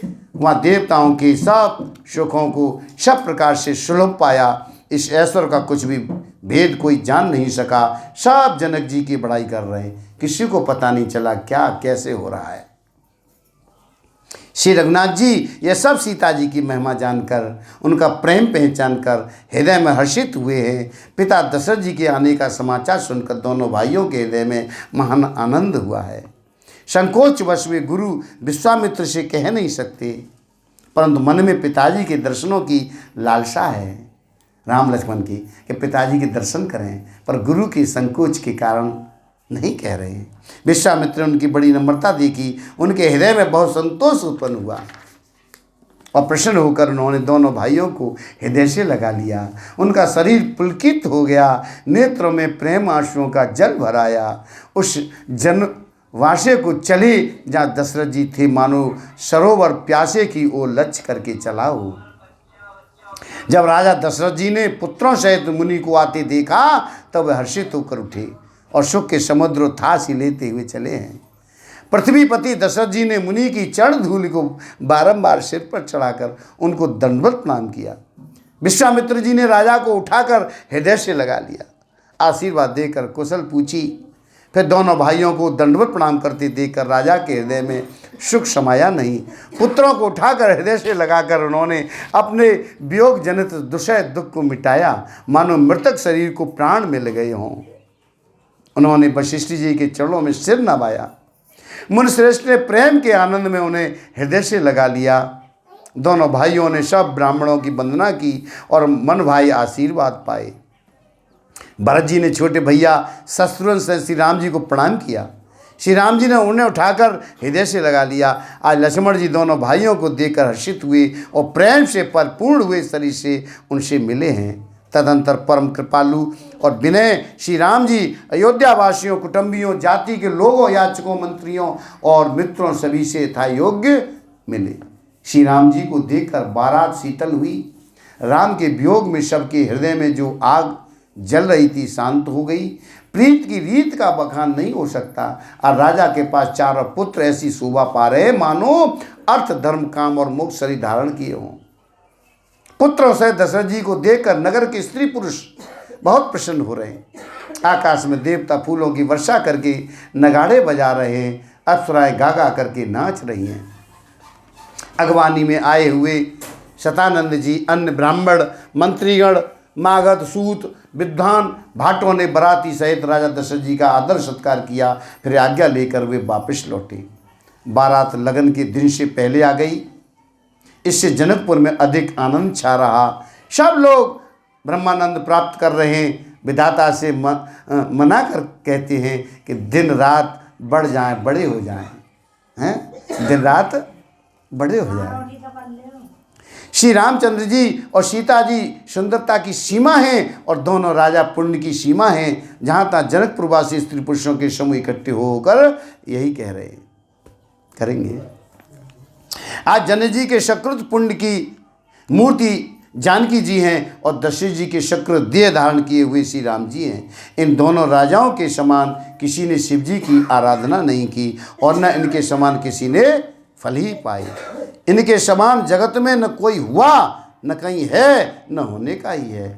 हम सब भी संपूर्ण पुण्यों की राशि हैं, जो जगत में जन्म लेकर आज जनकपुर के निवासी हुए हैं। और जिन्होंने जनक जी श्री रामचंद्र जी की छवि देखी, हमारे शरीर के विशेष पुण्यात्मा कौन होगा, और हम श्री रघुनाथ जी का विवाह देखेंगे और भली भांति नेत्रों का लाभ लेंगे। कोयल के समान मधुर बोलने वाली स्त्रियां आपस में कहने लगी, हे सुंदर नेत्रों वाली, इस विवाह में बड़ा लाभ है। बड़े भाग्य से विधाता ने सब बात बना दी। ये दोनों भाई हमारे नेत्रों के अतिथि हुआ करेंगे। आज जनक जी इसने बार बार सीता जी को बुलावेंगे और करोड़ों कामदेवों के समान सुंदर दोनों भाई सीता जी को लेने विदा कराने आया करेंगे। गांव की सखी कह रही हैं कि हमारे बड़े भाग्य हैं, ऐसे हमारी सीता जी ब्याह के ले जाएंगे, और जब ले आप करेंगे सीता जी है तब हम इनके दर्शन करा करेंगे। ऐसे अहोभाग्य हैं उनके। और अहोभाग्य आपके हुए हैं कि नवदुर्गा, ये 9 दिन की जो नवरात्रि है, और जहाँ में आप व्रत हैं, बहुत माताएं हमारी व्रत हैं, और ऐसे 9 दिन की नवरात्रि में आप व्रत रहीं, और व्रत के साथ मेरे प्रभु श्री राम जी की आपको कथा सुनने को मिली। कितनी भाग्यशाली है जी। आपके पुण्य के खाते में लिखा जाएगा। हाँ, तो बारात पहुंच गई है ना निकली कहूँ ना, बारात पहुंची है, अगवानी है गई माटिया, बारात जनकपुर पहुंच गई है, ठीक है ना। अब हाँ, अगवानी है गई है।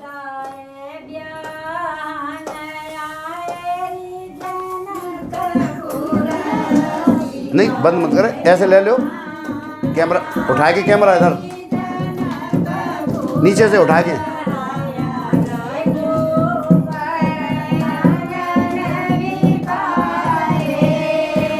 रुको चलने दो।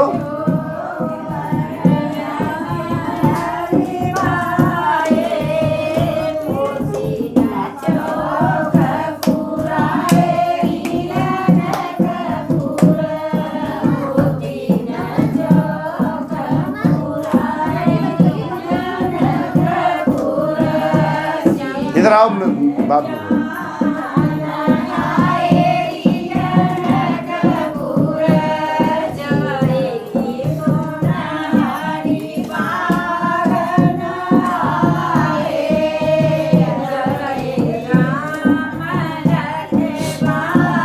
आगे आ जाओ ना।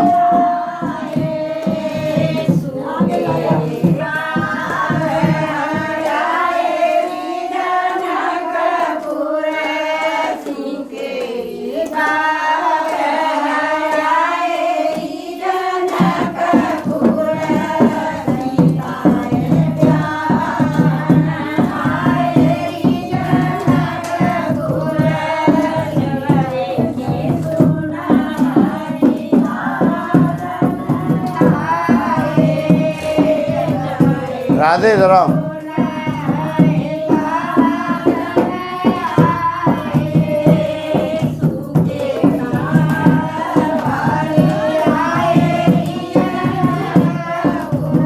बंद क्यों कर रही हो?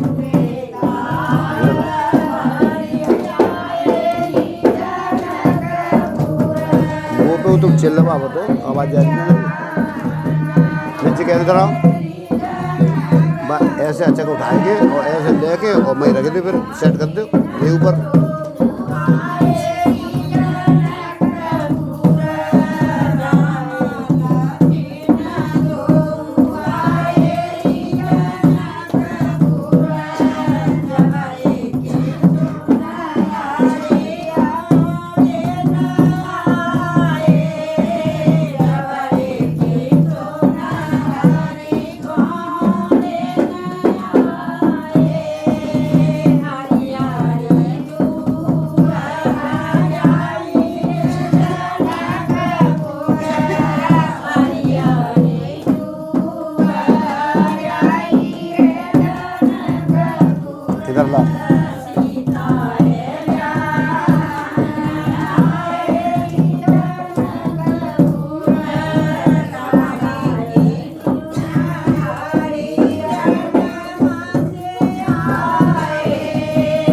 चलवारी आवाज आ रही है हम नहीं।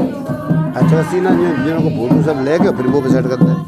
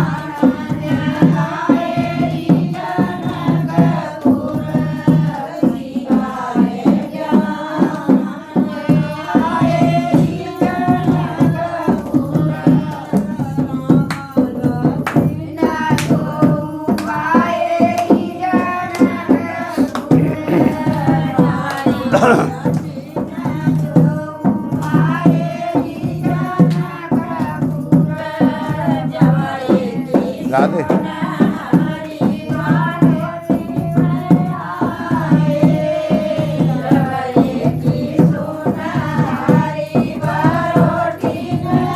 इधर आओ, इधर आओ।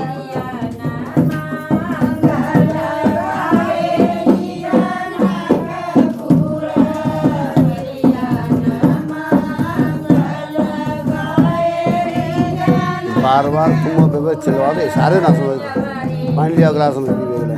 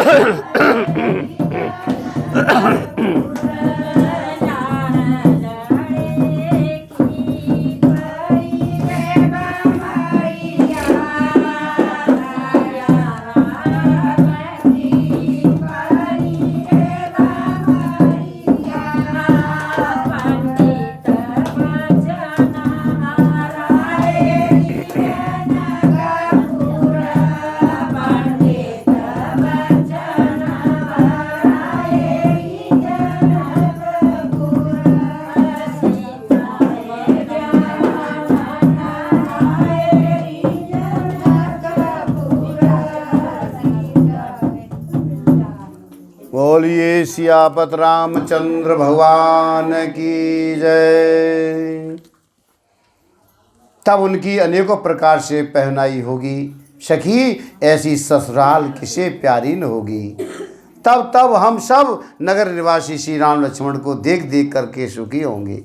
हे सखी, जैसा मेरा श्री राम लक्ष्मण का जोड़ा है, आज वैसे ही दो कुमार राजा के साथ और भी हैं। वह भी एक श्याम और दूसरे गौर वर्ण के हैं। उनके भी सब अंग बहुत सुंदर हैं।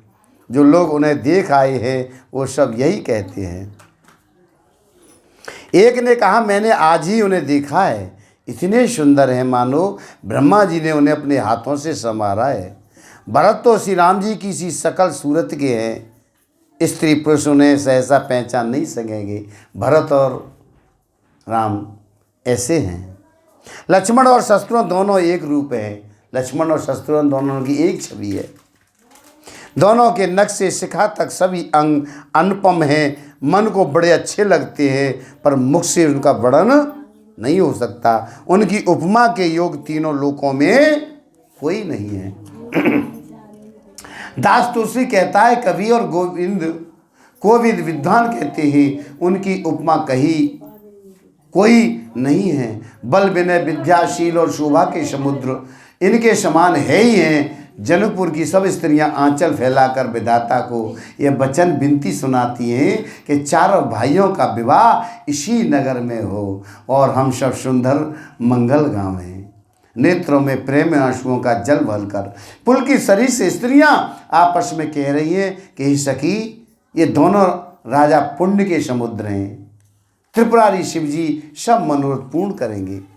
इस प्रकार सब मनोरथ कर रही हैं, हृदय को उमंग उमंग कर उत्साहपूर्वक आनंद से भर रही हैं। सीता जी के स्वयंवर में जो राजा आए थे, उन्होंने भी चारों भाइयों को देखकर सुख पाया। श्री राम जी का निर्मल और महान यश कहते हुए राजा लोग अपने अपने घर गए। इस प्रकार कुछ दिन बीत गए। जनकपुर निवासी और बाराती सभी बड़े आनंदित हैं। मंगलों का मूल लगन का दिन आ गया। हेमंत ऋतु सुहावना अगहन का महीना था। ग्रह तिथि नक्षत्र योग और बार श्रेष्ठ थे।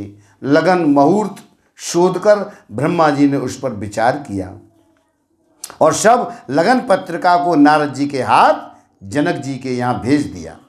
आज जनक जी के ज्योतिषियों ने भी वही गणना कर रखी थी। जब सब लोगों ने यह बात सुनी तब वे कहने लगे, यहाँ के ज्योतिषी भी ब्रह्मा ही हैं। हाँ, दैन धूरि बेला विमल सकल सुमंगल मूल बेप्रन कयौ विदेह सन जान सगुन अनुकूल। निर्मल और सभी सुंदर मंगलों की मूल गोधूल की पवित्र बेला आ गई। अनुकूल सगुन होने लगे और यह जानकर ब्राह्मणों ने जनक जी से कहा। राजा जनक ने पुरोहित सतानंद जी से कहा, अब देर का क्या कारण है। सतानंद जी ने मंत्रियों को बुलाया। वे सब मंगल का सामान सजा कर ले आए। शंख नगाड़े ढोल बहुत से बाजे बजने लगे। मंगल कलश शुभ शकुन की वस्तुएं दधी दूर्वा आदि सजाई गई। सुंदर सुहागिन स्त्रियां गीत गा रही हैं। पवित्र ब्राह्मण वेद की धुनी कर रहे हैं। सब लोग इस प्रकार आदरपूर्वक बारात को लेने चले। जहाँ बारातियों का जन्माशा था वहाँ गए। अवधपति दशरथ जी का समाज वैभव देखकर उनको देवराज इंद्र भी बहुत ही तुच्छ लगने लगे। उन्होंने जाकर विनती की, समय आ गया, पधारिए। ये सुनते ही नगाड़ों पर चोट पड़ी है। गुरु वशिष्ठ जी से पूछकर कुल की सब रीतियों को करके राजा दशरथ जी आज मुनि और साधुओं के समाज को साथ लेकर के चले। अवध नरेश दशरथ जी का भाग्य वैभव देखकर अपना जन्म व्यर्थ समझकर आज ब्रह्मा जी या देवता हजारों मुखों से उसकी सराहना करने लगे।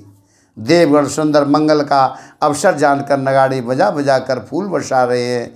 शिवजी ब्रह्मा जी आदि देव वृंद यूथ टोलियां बना बनाकर विमानों पर जा चढ़े हैं, जो प्रेम से पुल की शरीर हो तथा हृदय में उत्साह भरकर मेरे राम जी का विवाह देखने के लिए चले।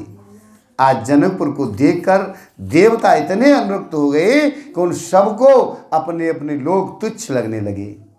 विचित्र मंडप कुत्ता नाना प्रकार की सब अलौकिक रचनाओं को चकित होकर देख रहे हैं। नगर के स्त्री पुरुष रूप के भंडार षोड़ श्रेष्ठ धर्मात्मा सुशील और सुजान। उन्हें देखकर सब देवता और देवांगनाएं ऐसे प्रभाहीन हो गई जैसे चंद्रमा के उजाले में तारागण फीके पड़ जाते हैं। आज ब्रह्मा जी को विशेष आश्चर्य हुआ। वहाँ क्यों कि वहाँ उन्होंने अपनी कोई करनी रचना तो कहीं देखी ही नहीं। तब शिवजी ने सब देवताओं को समझाया, तुम लोग आश्चर्य से मत भूलो, हृदय में धीरज धरकर विचार तो करो कि यह भगवान की महामहिमामयी निज शक्ति श्री सीता जी का और अखिल ब्रह्मांडों के परम ईश्वर साक्षात भगवान मेरे प्रभु श्री रामचंद्र जी का विवाह है, जिनका नाम लेते ही जगत में सारे अमंगलों की जड़ कट जाती है और चारों पदार्थ अर्थ धर्म काम मोक्ष मुट्ठी में आ जाते हैं। आज वही जगत के माता पिता श्री सीता राम जी के काम के शत्रु शिव जी ने ऐसे कहा। इस प्रकार शिव जी ने देवताओं को समझाया। फिर अपने श्रेष्ठ बैल नंदीश्वर को आगे बढ़ाया। देवताओं ने देखा कि दशरथ जी मन में बड़े ही प्रसन्न होकर शरीर से पुलकित हुए चले जा रहे हैं। उन्होंने उनके साथ परम हर्षयुक्त साधुओं और ब्राह्मणों की मंडली ऐसी शोभा दे रही है मानो समस्त सुख शरीर धारण करके उनकी सेवा कर रहे हों। चारों सुंदर पुत्र साथ में ऐसे सुशोभित हैं मानो संपूर्ण मोक्ष शालों के सामीप्य सारूप्य सायुज्य शरीर धारण किए हुए हों। मरकत मणि और स्वर्ण के रंग की सुंदर जोड़ियों को देखकर देवताओं को कम प्रीत नहीं है, अर्थात बहुत प्रीत हुई। मेरे राम जी को देखकर हृदय में अत्यंत हर्षित हुए और राजा की सराहना करके उन्होंने फूल वर्षाई। नख से शिखा तक मेरे राम जी के सुंदर रूप को बार बार देखते हुए आज पार्वती सहित शिव जी का शरीर पुलकित हो गया। उनके नेत्र प्रेम आंसुओं के जल से भर गए। राम जी का मोर के कंठ की सी कांति वाला हरिथाव, श्याम शरीर, बिजली का सा अत्यंत निरादर करने वाले प्रकाशमय सुंदर पीत रंग के वस्त्र हैं। सब मंगल रूप और सब प्रकार से सुंदर भांति भांति के विवाह के आभूषण शरीर पर सजाए हुए हैं और उनका सुंदर मुख शरद पूर्णिमा के निर्मल चंद्रमा के समान मनोहर नेत्र नवीन कमल को लजाने वाले हैं। सारी सुंदरता अलौकिक है, माया की बनी हुई नहीं है, दिव्य सच्चिदानंदमयी है, वह कहीं नहीं जा सकती। मन ही मन बहुत प्रिय लग रही है। साथ में मनोहर भाई शोभित हैं जो चंचल घोड़ों को नचाते हुए चले जा रहे हैं। राजकुमार श्रेष्ठ घोड़ों को उनकी चाल को दिखला रहे हैं। वंश की प्रशंसा करने वाले मागध बाट वृद्धावली सुना रहे हैं। जिस घोड़े पर श्री राम जी विराजमान है उसकी तेज चाल देखकर गरुड़ भी लजा जाते हैं, जिसका वर्णन नहीं हो सकता। वह सब प्रकार से सुंदर मानो कामदेव ने ही घोड़े का वेश धारण कर लिया हो। मानो श्री रामचंद्र जी के लिए कामदेव घोड़े का वेश बनाकर अत्यंत शोभित हो रहा है। अपनी अवस्था, बल, रूप, गुण और चाल से समस्त लोगों को मोहित कर रहा है। सुंदर मोती, मणि और माणिक्य लगी हुई जड़ायु जीन ज्योति से जगमगा रही है। उसकी सुंदर घुंघरू लगी ललित लगाम को देकर देवता, मनुष्य और मुनि सभी ठगे जाते हैं। प्रभु की इच्छा से अपने मन को लीन किए चलता हुआ वह घोड़ा बड़ी शोभा पा रहा है, मानो तारागण तथा बिजली से अलंकृत मेघ सुंदर मोर को नचा रहे हों। जिस श्रेष्ठ घोड़े पर श्री रामचंद्र जी सवार हैं उसका वर्णन सरस्वती भी नहीं कर सकती। आज शंकर जी मेरे राम जी के रूप में ऐसे अनुक्त हुए, उन्हें अपने 15 नेत्र इस समय बहुत ही प्यारे लगने लगे। भगवान विष्णु ने जब प्रेम से श्री राम को देखा, रमणीयता की मूर्ति श्री लक्ष्मी जी के पति श्री लक्ष्मी जी सहित मोहित हो गई। श्री रामचंद्र जी की शोभा देखकर आज ब्रह्मा जी बड़े प्रसन्न हुए। अपने 8 ही नेत्र जानकर पछताने लगे, आज और नेत्र होते तो मैं ऐसे दर्शन करता। देवताओं के सेनापति स्वामी कार्तिकेय के हृदय में बड़ा उत्साह है, क्योंकि वे ब्रह्मा जी से डोड़े अर्थात 12 नेत्रों से राम दर्शन का सुंदर लाभ उठा रहे हैं। सुजान इंद्र अपने 1000 नेत्रों से श्री राम जी का देख रहे हैं और श्री गौतम जी के शाप को अपने लिए परम हितकर मान रहे हैं। आहा, सभी देवता देवराज इंद्र से ईर्ष्या कर रहे हैं और कह रहे हैं कि आज इंद्र के समान भाग्यवान दूसरा कोई नहीं। श्री राम जी को देखकर देवगण प्रसन्न हैं और दोनों राजाओं के समाज में विशेष हर्ष आ रहा है। दोनों ओर से राज समाज में अत्यंत हर्ष है, बड़े जोर से नगाड़े बज रहे हैं। देवता प्रसन्न होकर रघुकुलमणि श्री राम जी की जय हो, राम जी की जय हो, जय हो कहकर फूल बरसा रहे हैं। इस प्रकार बारात को आती हुई जानकर बहुत प्रकार के बाजे बजने लगे। रानी सुहागिन स्त्रियों को बुलाकर परछन के लिए आज मंगल द्रव्य सजाने लगी है।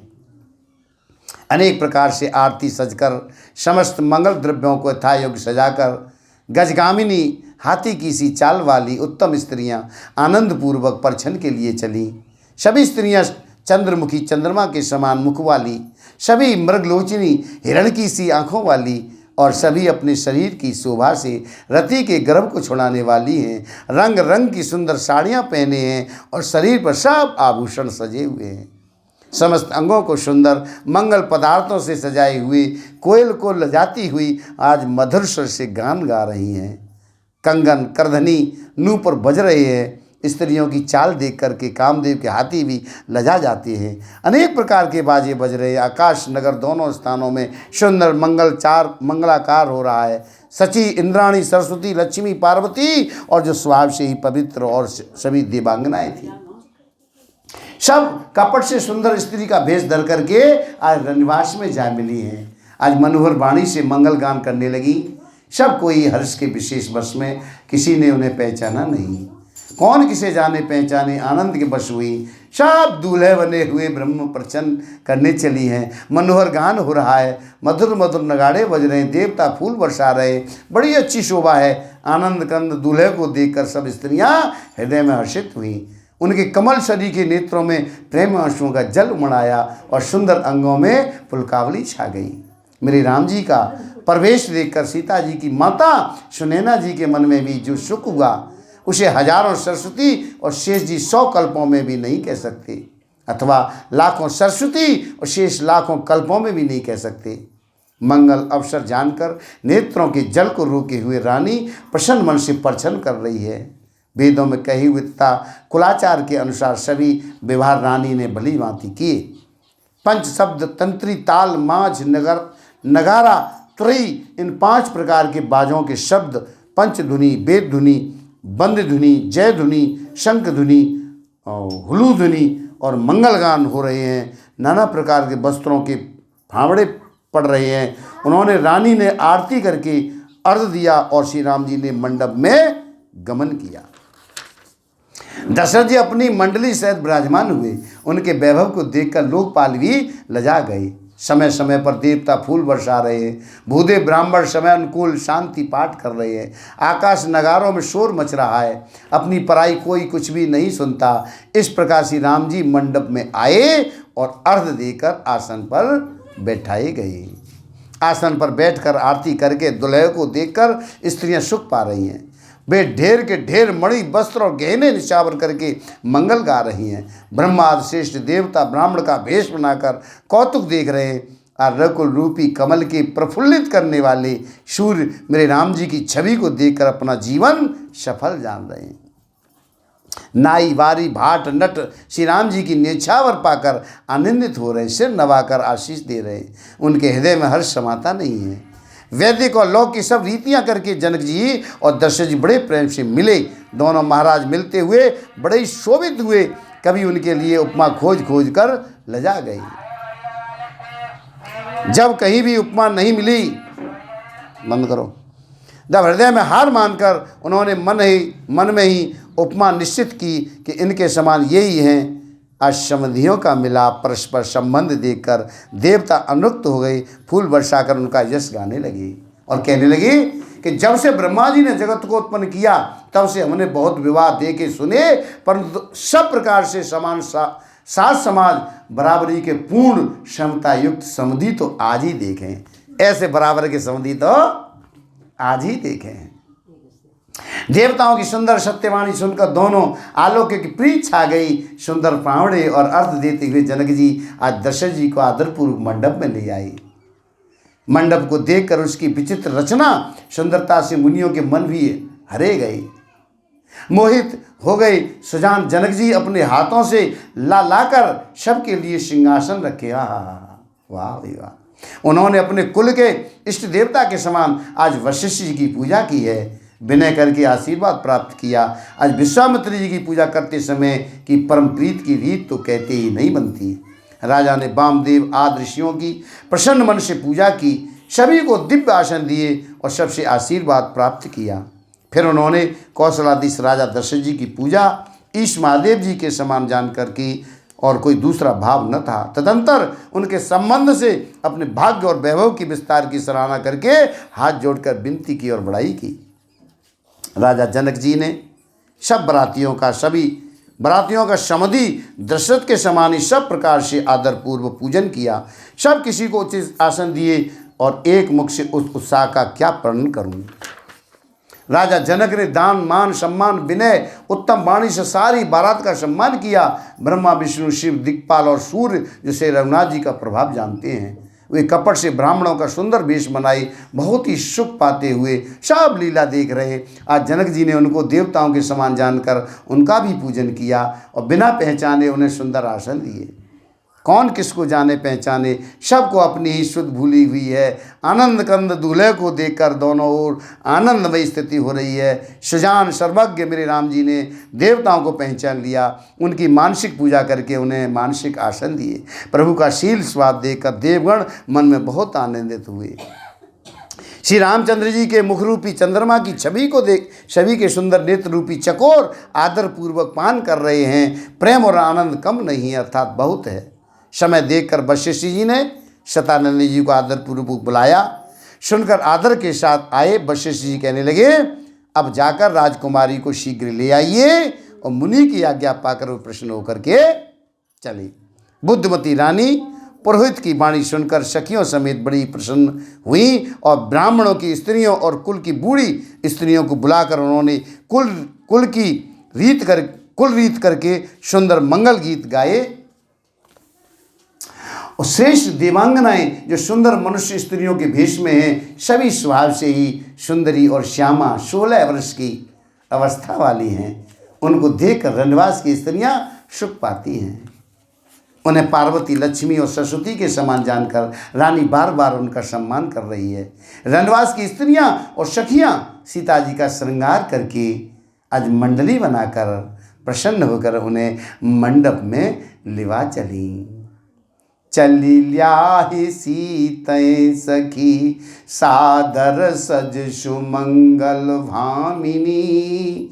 नव सप्त साजे सुंदरी सब मक्त कुंजर गामिनी। कल गान सुन मुन ध्यान त्यागै काम कोकिल लाजही। मंजीर नूपुर कलित कंकन ताल गति वरवाजई। सुंदर मंगल का साज सजकर रनवास की स्त्रियां सखियां आदर्श सीता जी को लिवा चली हैं। सभी सुंदरियां 16 श्रृंगार किए हुए मत वाले हाथियों की सी चाल से चलने वाली है। उनके मनोहर गान को सुनकर आज मुनि ध्यान छोड़ देते हैं और कामदेव की कोयलें भी लजा जाती हैं। पायजे पैंजनी और सुंदर कंकड़ ताल की गति पर बड़े प्रसन्न बज रहे हैं। सहजी सुंदरी सीता जी स्त्रियों के समूह में इस प्रकार शोभा पा रही है, मानो छवि रूपी ललनाओं के समूह के बीच साक्षात परम मनोहर शोभा रूपी स्त्री सुशोभित हो। सीता जी की सुंदरता का वर्णन नहीं हो सकता, क्यों कि बुद्धि बहुत छोटी है, मनोहरता बहुत बड़ी है। रूप की राशि सब प्रकार से पवित्र सीता जी को बारातियों ने आते देखा। बाराती देख रहे हैं और सभी ने उन्हें मन ही मन प्रणाम किया है। श्री रामचंद्र जी को देखकर तो सभी पूर्ण काम कृत्य हो गए। राजा दशरथ जी की पुत्रों से हर्षित हुए। उनके हृदय में जितना आनंद था वह कहा नहीं जा सकता। देवता प्रणाम करके फूल बरसा रहे। मंगलों की मूल मुनियों के आशीर्वादों की धुनी हो रही है। गान और नगाड़ों के शब्द से बड़ा शोर मच रहा है। सभी नर नारी प्रेम और आनंद में मग्न हो गई हैं। इस प्रकार सीता जी मंडप में आई। मुनिराज बहुत ही आनंदित होकर शांति पाठ पढ़ रहे हैं। उस अवसर की सब रीति व्यवहार कुलाचार दोनों कुल गुरुओं ने की। कुलाचार करके गुरुजी प्रसन्न होकर गौरी जी, गणेश जी और ब्राह्मणों की पूजा करा रहे हैं, अथवा ब्राह्मणों के द्वारा गौरी और गणेश की पूजा करवा रहे हैं। देवता प्रकट होकर पूजा ग्रहण कर रहे हैं, आशीर्वाद दे रहे हैं, अत्यंत सुख पा रहे हैं। मधुपर्क आज जिस किसी भी मांगलिक पदार्थ की मुनि जिस समय भी मन में चाह मात्र करते हैं, सेवक गण उसी समय सोने की परातों में और कलशों में भरकर उन पदार्थों को लिए तैयार रहते हैं। स्वयं सूर्यदेव प्रेम से अपने कुल की सब रीतियां बता देते हैं और सब आदर पूर्वक की जा रही है। इस प्रकार देवताओं की पूजा करा के आज मुनियों ने सीता जी को सुंदर सिंहासन दिया और सीता जी और श्री राम जी का आपस में एक दूसरे को देखना तथा उनका परस्पर का प्रेम किसी को लक नहीं पड़ रहा। जो बात श्रेष्ठ मन बुद्धि और वाणी से भी परे है उसे कभी क्यों कर प्रकट करें।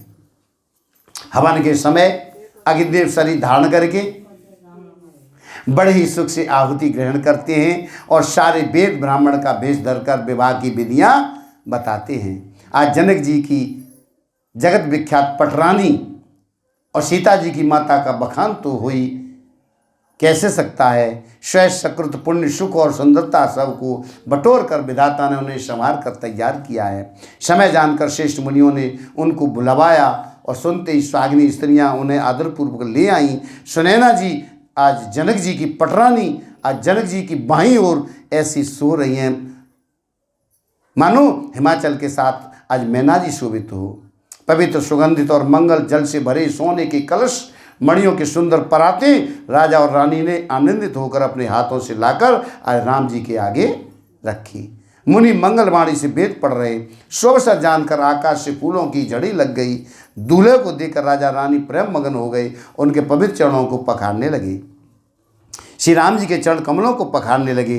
प्रेम से उनके शरीर से पुलकावली छा रही है। आकाश और नगर में होने वाली गान नगाड़े जय जयकार की धुनी मानो चारों ओर दिशाओं में उमड़ चली। चरण कमल कामदेव के शत्रु श्री शिव जी के हृदय रूपी सरोवर में सदा ही विराजते हैं, जिनका एक बार भी स्मरण करने से आज मन में निर्मलता आ जाती है और कलयुग के सारे पाप भाग जाते हैं। जिनका स्पर्श पाकर गौतम मुनि की स्त्री अहिल्या ने जो पापमयी थी परम गति पाई। जिन चरण कमलों का आज मकरंद रस गंगा जी शिव जी के मस्तक पर विराजमान है, जिसको देवता पवित्रता की सीमा बताते हैं। मुनि और योगी जन अपने मन को भौरा बनाकर जिन चरण कमलों का सेवन करके मनोवांछित गति प्राप्त करते हैं, उन्हीं चरणों को आज भाग्य के पात्र बड़भागी आज जनक जी धो रहे हैं। यह देखकर सब जय जयकार कर रहे हैं। दोनों कुलों के गुरु वर कन्या की हथेलियों को मिलाकर शाखोच्चार करने लगे। पाणी ग्रहण हुआ। देखकर ब्रह्मादि देवता मनुष्य और मुनि आनंद में भर गए। सुख के मूल दूल्हे को देखकर राजा रानी का शरीर पुलकित हो गया। हृदय आनंद से उमंग उठा।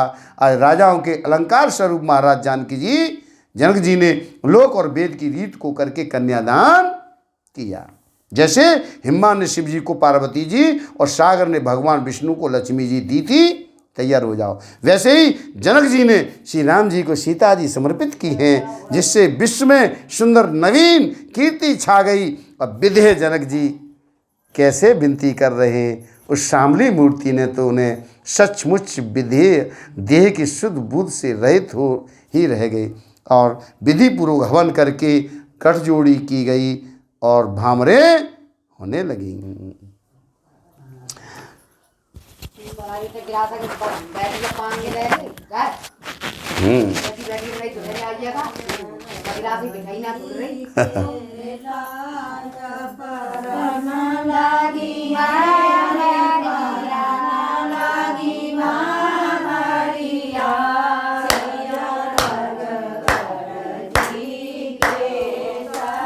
जय हो।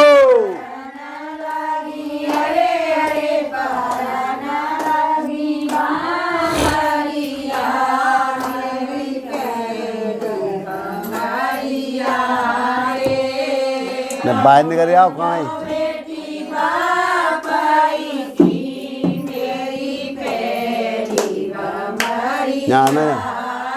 आगे जगह बहुत पड़ी है। जगह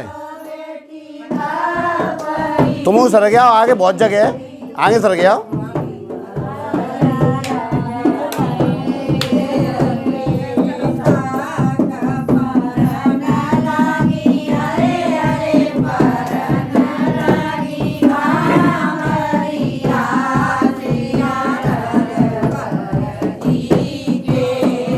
राधे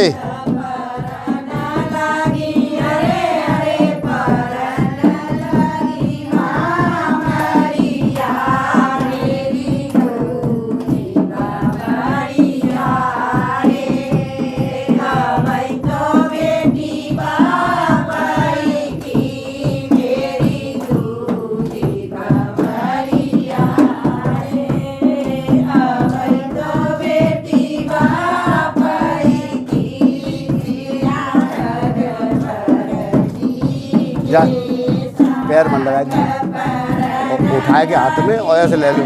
हाथ में पकड़ लो नीचे।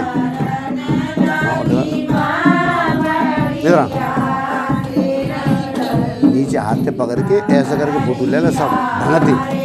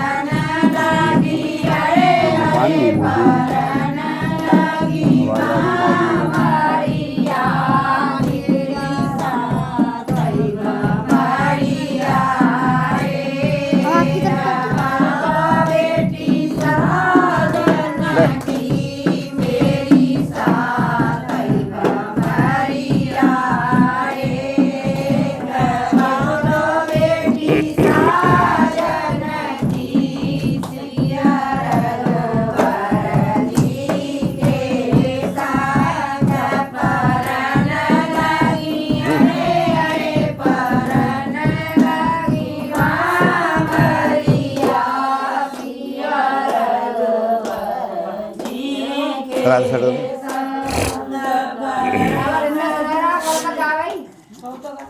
बोलिए सियापत रामचंद्र भगवान की जय। जय धुनि बंदी जन वेद धुनि मंगल गान और नगाड़ों की धुनि सुनकर चतुर देवगण हर्षित हो रहे और कल वृक्ष के फूलों को बरसा रहे हैं। वर और कन्या सुंदर भांगरे दे रहे। सब लोग आदर पूर्व उन्हें देखकर नेत्रों का परम लाभ ले रहे हैं।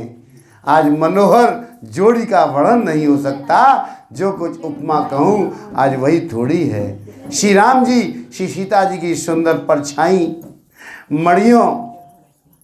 मणियों के खंभों में जगमगा रही हैं। मानो कामदेव और रति बहुत से रूप धारण करके श्री राम जी के अनुपम विवाह को देख रहे हैं।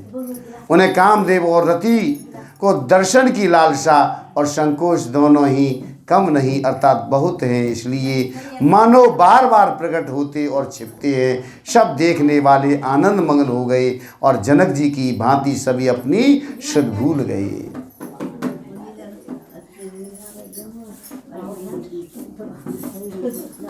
आज मुनियों ने आनंद पूर्वक भामरे फिराई, नेक सहित सब रीतियों को पूरा किया। श्री राम जी सीता जी के सिर में सिंदूर दे रहे हैं। यह शोभा किसी प्रकार भी कही नहीं जाती। मानो कमल को लाल पराग से अच्छी तरह भरकर अमृत के लोभ से सांप चंद्रमा को भूषित कर रहा है। यहाँ मेरे श्री राम के हाथ को कमल की सिंदूर को, पराग की श्री राम की श्याम भुजा को सांप की और सीता जी के मुख को चंद्रमा की उपमा दी गई है। फिर वशिष्ठ जी ने आज्ञा दी और दूल्हे और दुल्हन एक आसन पर बैठे। श्री राम जी और जानकी जी श्रेष्ठ आसन पर बैठे। उन्हें देखकर दशरथ जी आज मन में बहुत आनंदित हुए हैं। अपने सुकृत रूपी कल्प वृक्ष में नए फल आए देखकर उनका शरीर बार बार पुलकित हो रहा है। 14 भुवनों में उत्साह भर गया। सब ने कहा कि श्री रामचंद्र जी का विवाह हो गया। जीव एक है और ये मंगल महान है। फिर भला यह वर्णन करके किस प्रकार समाप्त किया जाए। तब वशिष्ठ जी की आज्ञा पाकर जनक जी ने विवाह का सामान सजाकर मांडवी जी, सुतकीर्ति जी और उर्मिला जी इन तीनों राजकुमारियों को बुला लिया। कुशध्वज की बड़ी कन्या मांडवी जी को, जो गुणशील, सुख और शोभा की रूपी थी, राजा जनक ने प्रेम पूर्वक सब रीतियां करके अब भरत जी का विवाह हुआ। जानकी जी छोटी बहन थी उर्मिला। सुनो, ध्यान दो इधर। उर्मिला को सब सुंदरियों में शिरोमणि जानकर उस कन्या को सब प्रकार से सम्मान करके आज लक्ष्मण जी का विवाह किया, जिनका नाम सुतकीर्ति है। और जो सुंदर नेत्रों वाली, सुंदर मुखमाली, सब गुणों की खान, रूप तहसील में उजागर है, उनको राजा ने शत्रुघ्न को ब्याह दी। दूल्हा और दुल्हनों ने परस्पर अपने अपने अनुरूप जोड़ी को देखकर सकचाते हुए हृदय में हर्षित हो रही हैं। सब लोग प्रसन्न होकर उनकी सुंदरता की सराहना करते हैं। आज देवगण फूल बरसा रहे हैं। सब सुंदरी दुल्हनें सुंदर दूल्हे के साथ एक ही मंडप में ऐसी शोभा दे रही हैं। एक ही मंडप में चारों को शादी हुई है। वो आज हम आप जो है अलग अलग आंगन में अलग अलग मंडप लगवाते हैं। मानो जीव के हृदय में चारों अवस्थाएं, जागर, स्वप्न, सुषुप्ति और तुरी, अपने चारों स्वामियों विश्व, तेजस, ज्ञान और ब्रह्म सहित विराजमान हैं। सब पुत्रों को बहुओं से देखकर आज अवधन नरेश दशरथ जी ऐसे आनंदित है रहे मानो वे राजाओं के शिरोमणि क्रियाओं, यज्ञ क्रिया, श्राद्ध क्रिया, योग क्रिया, ज्ञान क्रिया सहित चारों फल, अर्थ, धर्म, काम और मोक्ष पा गए हों। जस रघुवीर ब्याह विधि कर बरनी, शकल कुमर व्याहे ते करनी, कहीं न जाए कछु दायज भूरी, और रहा कनक मन मंडप पूरी। श्री राम जी की विवाह की जैसी विधि वर्णन की गई, उसी रीति से सब राजकुमार विवाहे गए। दहेज की अधिकता कुछ कही नहीं जाती। सारा मंडप सोने और मणियों से भर गया। बहुत से कंबल, वस्त्र और भांति भांति के विचित्र रेशमी कपड़े थोड़ी कीमत के न थे, अर्थात बहुमूल्य थे। तथा हाथी, रथ, घोड़े, दास दासियां गहनों से सजी हुई, कामधेनु, सरीखी गायें, आज अनेकों वस्तुएं हैं जिनकी गिनती कैसे की जाए, उनका वर्णन नहीं किया जा सकता। जिन्होंने देखा है वही जानते हैं। देखकर लोकपाल भी सिहा गए। अवधराज दशरथ जी ने सुख मानकर प्रसन्नचित्त से सब कुछ ग्रहण किया। उन्होंने सब दहेज का सामान याचकों को जो जिसे अच्छा लगा दे दिया। जो बच रहा वह जन्माष्टमी में चला आया। आज जनक जी हाथ जोड़कर सारी बारात का सम्मान करते हुए आज कोमल वाणी से कहने लगे। आदर दान विनय और बढ़ाई के द्वारा सारी बारात का सम्मान कर राजा जनक ने महान आनंद के साथ प्रेम पूर्वक लाड़ करके मुनियों के समूह की पूजा एवं वंदना की।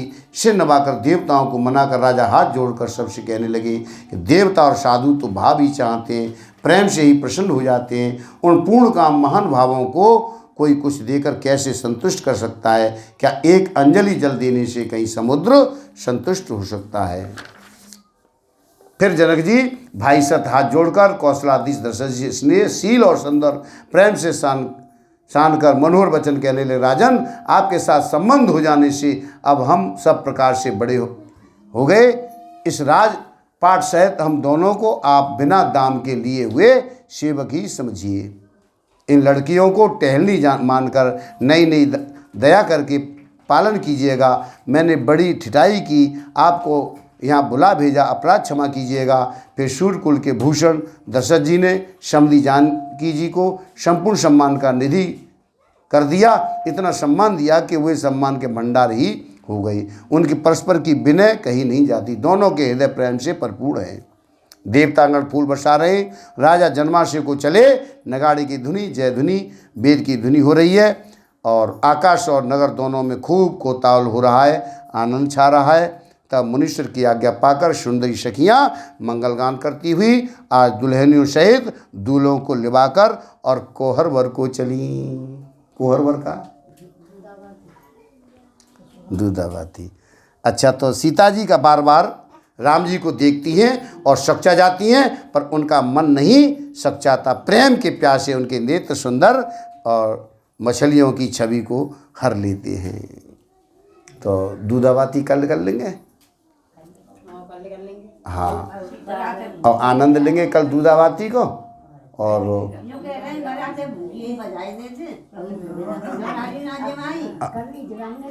कल ही जमाएंगे। अब तो अभी तो अब मतलब सब मई जन्माष्टमी में ही है, मैं सब व्यवस्था है उनकी, खाने पीने की सब सारी व्यवस्थाएं और समय के अनुसार मैं कथा तो और आगे में चला सकता हूँ, पर आप लोगों की तरफ देख के मुझे बोलिए सियापत रामचंद्र भगवान की जय। ओम।